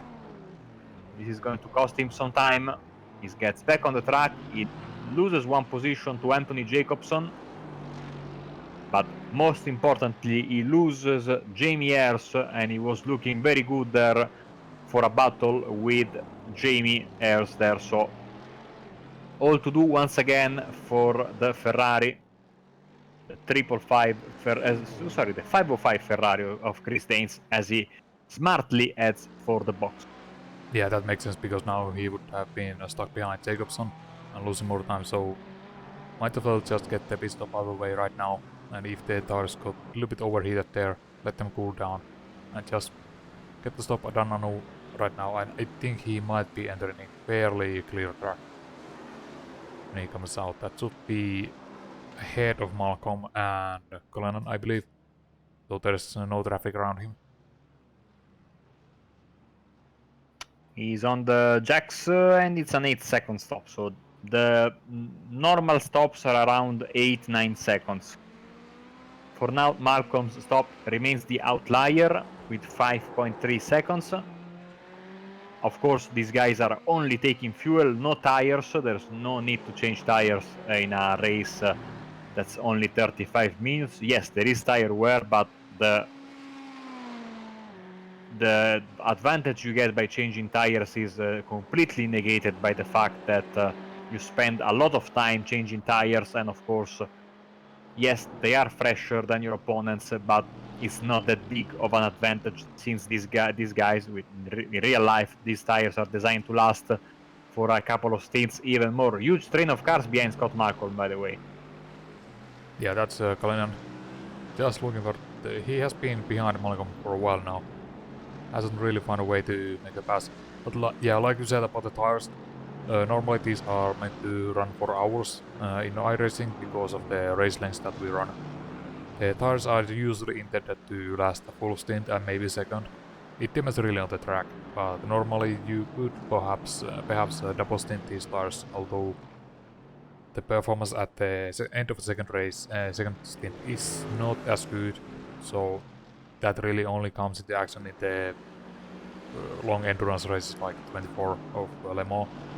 I remember in the Le Mans 24 with the GTEs, we were easily able to run double stints with the Ford GTE, and that wasn't an issue at all. Third one, it was doable, but it was just costing too much time.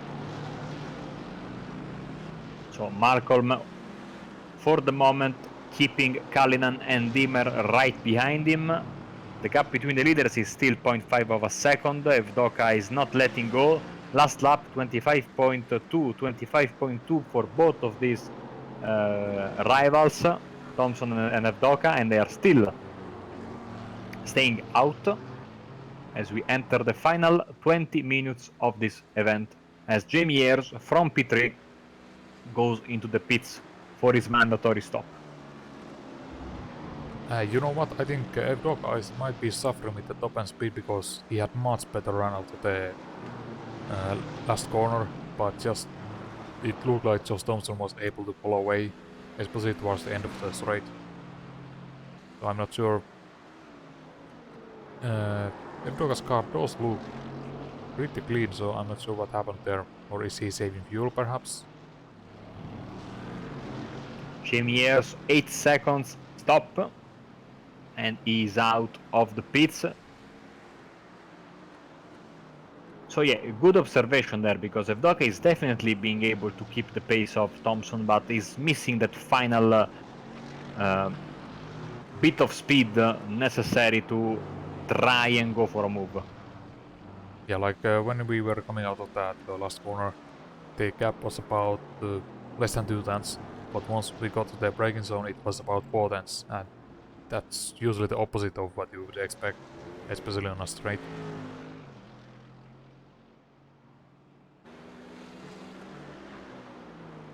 So, on the left you see the standings.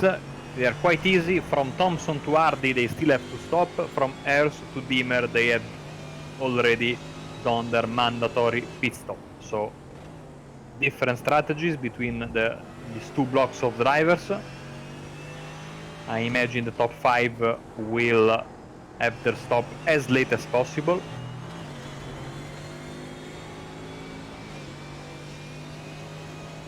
As we are on board with Michael Evdoka and seeing his lines as he's chasing the race leader. Last lap Thompson was a bit faster, 25.9 against a 25.2 from Michael Evdoka. Lifting a bit there, almost a bit of lift and coast there for Evdoka in the braking zone. I'm just wondering, like, if you're having to lift and coast behind Thompson here, wouldn't you just take the pit stop out of the way right now and just try to get some clear air, run some fast laps and overtake Thompson that way? Or is he just concerned that if Thompson runs longer, he will be able to just easily make up those lap times on a much lighter car?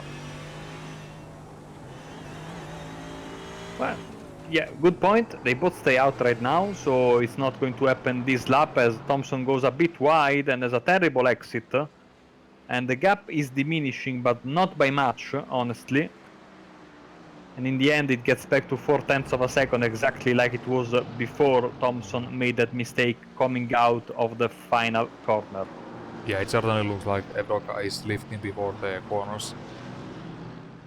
I mean, yeah, sure, you would just be a bit more careful when you're following someone, but that is still about just under half a second. That is not that close, really, where you would need to start braking extra early. But still, speaking of that strategy, I'm really starting to get concerned about Scott Malcolm, because that was a fast pit stop, much faster than anyone else, and I'm just not sure if he has accounted for the pace that Josh Thompson is running there. So he might have to make a second speed stop at that point.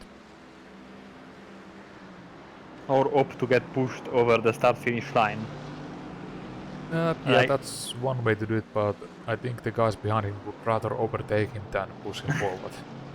Absolutely. Also, we saw somebody try to push someone else over the start-finish line at Indianapolis, and it didn't work. So these are not NASCAR race cars that you can easily push the bumper in front of you. So lap 14, we have 20 minutes on the clock, just 15 minutes left in tonight's action in the BSR Grand Tour. Thompson, Evdoka, Jacobson, Robinson and Hardy are still holding out. All the other guys have already went in and took their stop, and as I say this, it's Robinson coming into the pits from 4th position on track with his white and blue BMW. Now let's see where he would end up. He would be ahead of Scott Malcolm and behind Chris Danes, I believe here. 6 seconds, 7 seconds, 8 seconds, 9 seconds. Oh, that is a long pit stop. Did he accidentally... 12 seconds. Yeah, that is way too much more, I believe. Yeah. And now he is going to end up behind Malcolm, Cullinan and Beamer. Here comes the Malcolm train, and yes, Robinson has to slot in behind them. So something went wrong in that stop. Definitely too much fuel for the BMW driver there, as we are left with 4 guys that have yet to pit, and now it's Deemer trying to make a move on Cullinan. Bumper to bumper, as we see from this fantastic shot from the front of Lee Deemer's car.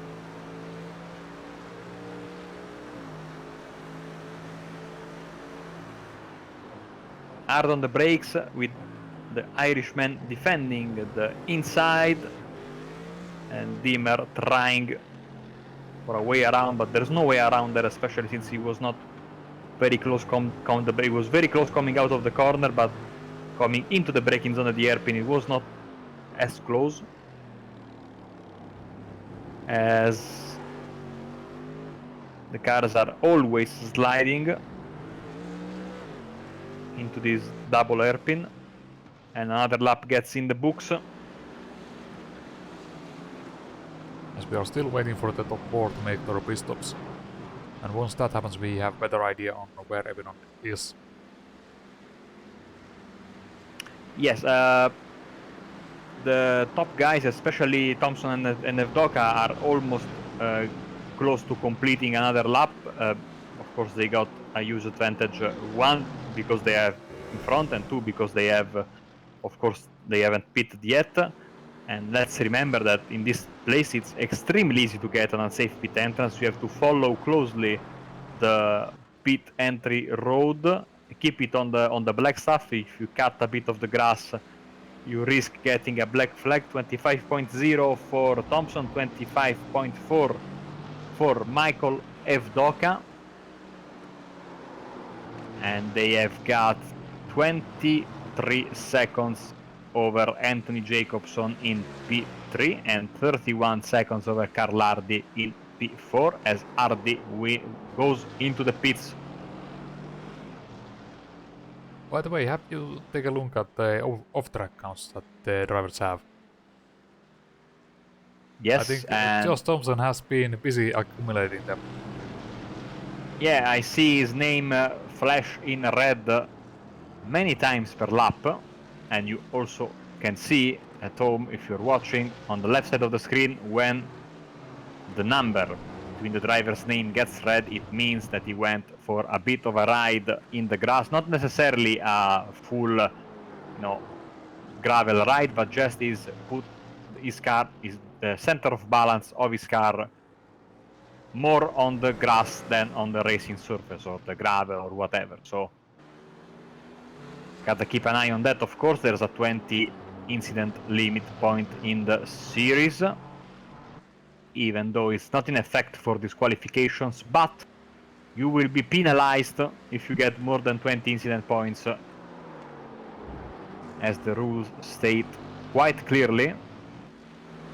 And it's kind of amazing how Thompson is able to keep up at the pace despite running off track so frequently. I mean, you would think that when you go on the grass, you don't really have the grip to accelerate out of those corners, but I don't know, seems to be working for Josh Thompson. Yeah. But on the other hand, we have Anthony Jacobson. I don't think he has put the foot wrong so far. He has kept the car completely clean. No off tracks, no anything like that. Just to quickly conclude on that off-track issue, we have the official wording from the rulebook: a 20x incident point limit, and any incident point over 20 will cost 1 championship point for each point gained, with a maximum of plus 20. So basically, you get deducted points if you get over the 20 point incident limit. As we have a massive battle for P6, Malcolm is keeping a lot of guys behind him, and he has been doing so for a lot of laps. Maybe Callinan has had enough as he's trying for a move on the outside into the right-hander that brings us to the backstretch, and the Irishman is around him, but now better exit from Malcolm. They're going to be side by side on the back straightaway. Yeah, Malcolm's car has definitely been the extra wide version for these past few laps. Let's see if Callinan can give it on the outside line and take the position, and so far it looks good for Callinan. Callinan takes the 6th place. Malcolm drops down to 7th, and that is Deemer hungry for that position right behind him. While we have Jacobson coming in for pits. Exactly, only the 2 race leaders are left, and now Deemer will want to join the party because he knows that... Oh, and we look now, switch quickly to the race lead, of course, because we saw Thompson defending on Evdoka quite hard, I have to say. So Thompson is extremely concerned about Evdoka. I think he's also... I don't know, Evdoka's pace has been enigmatic all race long. We were on board with him before, and we heard him lift and coast a couple of times. So he falls 0.6 of a second back. Then, next thing you know, he's right in the back bumper of Josh Thompson. Yeah, I think what happened there was maybe Thompson got an off track just 4x, because for a brief moment there I saw them on side by side on the timing screens. So that's why I just wanted to see what's going on in there. Now, we'll see if who's the first guy to blink and to go into the pits, if it's going to be Evdoka for an undercut or Thompson. And of course, if Thompson goes in, I think Evdoka has the advantage of knowing, and I think he already has a plan in mind. He's just waiting, I think, either for his crucial lap to go into the pits or to see what Evdoka is going to do. Of course, Thompson, what Thompson is going to do. As we are talking and talking and talking, and in the end, we are just a few minutes away from the end of the race, so there's not a lot of fuel left in these cars, I think. So it's either like this lap, next lap.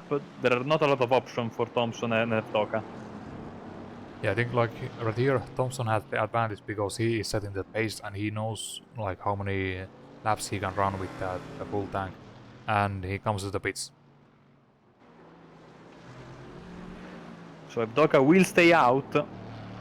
He will try to push like crazy and then go into the pits. I believe at the end of next lap maybe can squeeze out one lap more, but at this point it's more important to get a fast lap than to get an extra lap, I think, as we'll keep an eye on Josh Thompson's stop in the timing screen and here on the TV.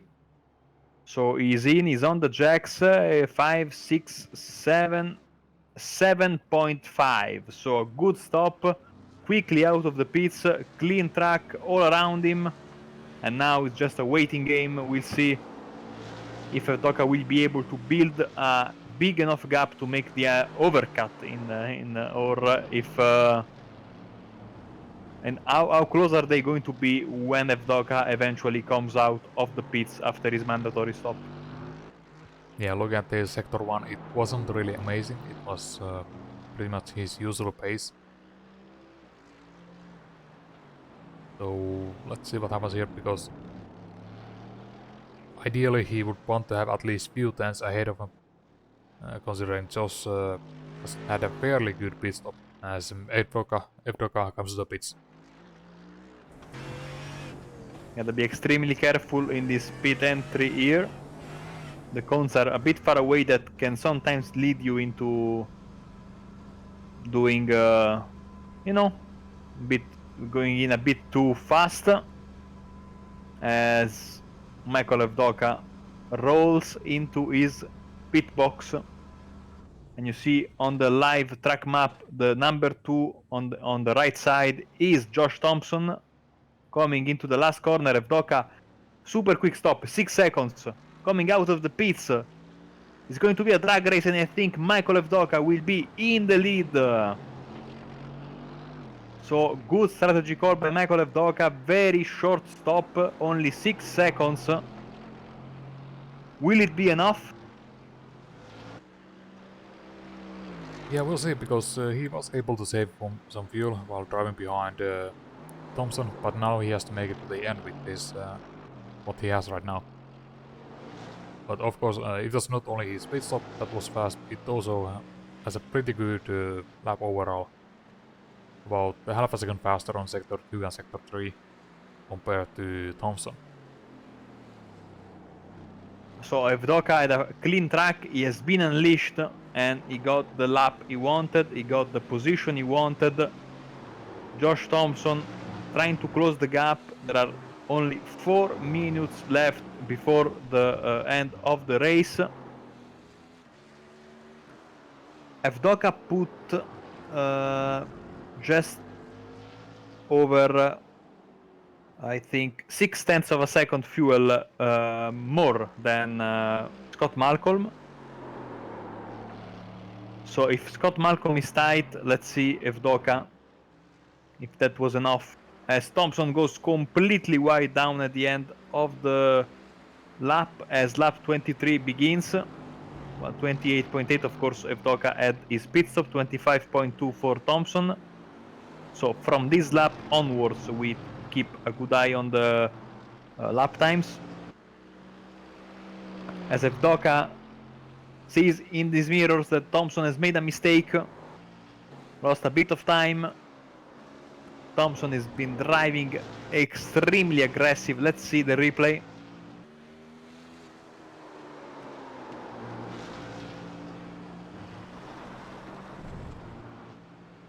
And let's say that I've seen Thompson do that a lot of times tonight. It's like this is his personal avenue to do that corner. Yeah, he has his own personal driving lines there. And that's probably why he's been collecting those incidence points so much. Of course, he doesn't care about the point penalty, since he's not running for the championship. He's just here for the race win. That's why he's pushing so hard. 3 seconds is the gap between Michael Evdoka and Josh Thompson. As we start lap 33, lap 23, 33 minutes on the clock. Yeah, we will get to 2 laps, I think. So does Evdoka have enough fuel? We'll see. So it's going to be this lap and another one, basically. Yeah. It's not going to be close enough for Evdoka where he could maybe hang back a second or so and let the timer tick over, but He just has to go for it. Like right now, if he doesn't have enough fuel, then he needs to be doing some serious fuel saving. But right now Despite the everyone big knows. mistake, Yeah, right now everyone it- knows how if they can make it or not.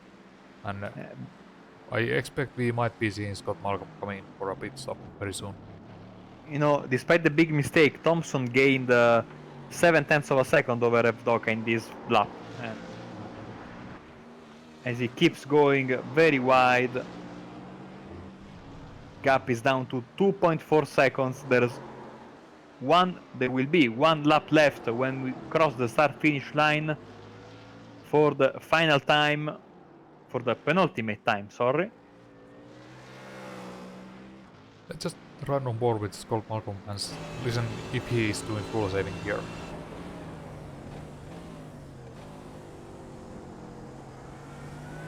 So far not looking like it.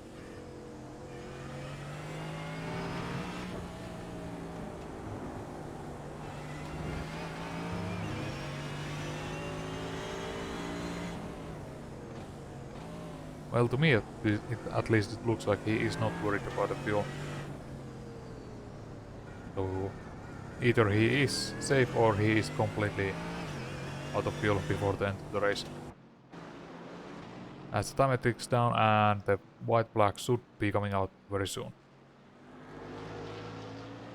We are getting closer and closer to the race end, the third race of this very entertaining meeting for the BSR Grand Tour here from Okayama in Japan, and it's been a great show from Michael Evdoka and Josh Thompson in this third race.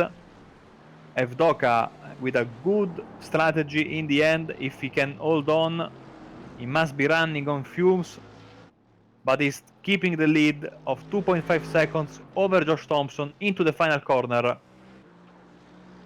Michael Evdoka will not run out of fuel and will win this third race of the evening, with Josh Thompson finishing second. So the overcut worked for Michael Evdoka, and that's a great win and a great comeback overall after a terrible race one. Jamie Ayres will come in a bit as we see Malcolm. He has lost position to Cullinan and Robinson. Yeah, I think he's got fuel map in fuel saving mode, unless he had a crash, but I don't think so. No, he's No, he's cutting out. yeah. So Danes is in fourth position. Jacobson will finish in fifth, and Cullinan in sixth place. It's going to be Robinson, then Malcolm, Lee Dimmer in ninth place, and Hardy will finish in 10th. No retirements today in this third. Porca miseria, sorry. Okay. Did you drop something? Yes, a bunch of water on my pedals. Sorry about that. Well, at least you're not driving currently, so Yeah. it shouldn't cause a major issue. So this is the end of the race, and we are going to have the results in just a few seconds on your screen. As we here we wait go. for the... Yeah, here they are. So please, Sam, go ahead while I dry this lake. Yeah, okay, so the final race of the evening, and Michael Evdoka takes the win. He did good job saving the fuel behind. Josh Thompson was able to get away with much shorter pit stop, and that was enough to take the lead during the stop. So second is Josh Thompson with his very wild driving lines. Third is Jamie Ayres. Fourth, Chris Danes. Fifth, Anthony Jacobson. Sixth, Ralph Cullinan. Seventh, Colin Robinson. And eighth, Scott Malcolm, who we were a little bit worried about whether his fuel would be enough. It was enough, but he did lose 2 positions on the final lap. Then ninth, we have Lee Dimmer, and 10th is Carl Hardy, with no retirements or anyone falling 1 lap down. Okay, let's see if we got some drivers up for interviews, as everyone has gone back to the pits. I think we have. Josh Thompson. So Josh Thompson, congratulations on a great race meeting. Of course, missing race 1 as per usual, but some pretty good drives in race 2 and race 3. Yeah, really struggled to be honest. Not doing any testing at all. Not driven this track in almost a year now, and that was in a single seater in the Formula Renault. It was completely out of my element. Just really struggled. So I'm happy with the results I managed to get. Really. So, how is it in your mind? You've been doing this for a few weeks now, missing race 1, coming into race 2, and basically racing as a wild card more than that, especially now that we are in the showdown. You are not racing for the championship. You are just racing. For the race win. So how is it? Does it change your mindset about how you race, how hard you race, the overtakes you try to make? It's different. Now I'm coming as a wild card, I'm definitely more on the back foot, which in a way I think that makes it better for everyone else. Because obviously there's a lot of complaining in the group about me at first, so makes it a bit more interesting. But the racing itself, I don't think it's changed. I think it's the exact same, to be honest. What about this race 3 strategy? You looked. We were on board with Michael sometimes when he was right behind you, and it seemed like he was holding back, saving fuel, and then was able to get you in the pit stops. So were you expecting the possibility of Michael overcutting you, getting a later stop, and then coming out of the pit side of you? I don't think he was fuel saving as much as it made out to be. I think here there's a big difference in each car's strong points. I think it's the BMW is really good in the last sector with the tight hairpins, but the Mercedes in the actual grunt was so much better in the first sector. So it just backed and forward quite a lot. I'll speak to Michael after. So yeah, and then I think because I've not even done a entry at this track since I first ever started on iRacing here. So I came in, I didn't know where it was. There was 2 sets of cones, and I think Michael got away going to the second cones, whereas I panicked and braked at the first cones. So my fault really in a way, but I can't really complain. Final question, which is in reality a double question. The first is, why did you switch back to the BMW? And secondly, can we expect to see you in the next 2 rounds at Brands Hatch and then at Sebring? First, I went back to BMW strictly because I only went to the Macca to try it out. And I also went there because I felt like I didn't really deserve to win the champ. Yes, I did put a lot of effort in, but I was getting a lot of negative feedback from a few people from it, and I don't really want it. It's not really a full-time championship. It's more of a fun. So I wanted those guys to have a bit more fun and stuff like that. So people like Scott and people, I want those to have a fair chance because obviously they know they're not out of their element in the World GT, etc. So I went back to the BMW because I've not done any testing with all the McLaren Shadow and the F1 and stuff like that. So obviously jumped back in the BMW and I used this as some sort of testing to get my iron set for tomorrow's World GT around here. And what about Brands Hatch and Sebring coming up in the next 2 weeks? Will you be able to make race 2 and race 3? Yeah, definitely. I think for Brands Hatch, I'll be in the McLaren. I'm swapping in and out because obviously I can't really win or lose anything now, so I might as well try it. So I think I'm going to try the Macca at Brands Hatch due to the McLaren Shadow GT3 series part goes to Brands Hatch for round 1, so I'm going to use that and it's about the same length in races distance. So it's a bit of a heads-up advantage in a way. So maybe there's a possibility of you showing up with a Ford for the final race of the season. I might try the Audi, to be honest. The Audi's actually quite good at Brands Hatch, so I might try that. Okay, thank you very much. And before we let you go, is there anybody you'd like to thank? Yeah, quickly, first, Lee Deemer for getting a session last second together for me to be able to join, because he thought I was still in the race for the McLaren Shadow, but I was actually waiting to be added. So massive thanks to him. You guys for broadcasting, fantastic as always, and Radicals Online. Thank you very much, Josh Thompson, and we'll catch you, of course, next week. Have a good night. See you later, guys. So, Sam, I think this is it for our broadcast tonight. Next week is going to be Brands Hatch, so quite an interesting track. Not very different from this one. If I'm not mistaken, we are running the longer layout, so it's going to provide for some great racing, and there will be the possibility for these guys to stretch out, because we are not doing sadly we are not doing the Indy layout, but better for the overall show, because the Indy layout is a bit too chaotic. The Grand Prix layout very difficult, very easy to get off the track, to make mistakes, and a couple of corners where if your opponent puts the nose inside you, the risk of having a big crash with both cars flying out of the way, it's very, very high. Yeah, Brand has the layout is kind of similar, but I think the grip is completely different. Like these Japanese tracks are known to be pretty slippery, and as you said about the Indy layout, it could be chaotic. Well, perhaps that is the reason they run it in the BSR TC with the 50 gear optimals in that 50-second lap. So it's always amazing when when a series goes to Brands Hatch Indy. It's always some great fun. One of my favorite tracks in racing. Too bad I'm not as good there, and I'm not as good in the GP track as I am decently good in the layout, because less corners, less things I have to learn, less chances I have to make mistakes. This is how it works for me in the end. But it's going to be great, and of course then we will have to see, bringing in a couple of weeks to decide the championship in a completely different tracks, full of bumps, very long. It's going to be absolutely fantastic. So, that being said, we are going to wrap up the show for tonight. Don't miss the rest of the broadcast that we are going to have here on Apex Racing TV for the rest of the week. Until then, for Sam Kumo, I am Marco Barbanera, and we will catch you very soon on Apex Racing TV.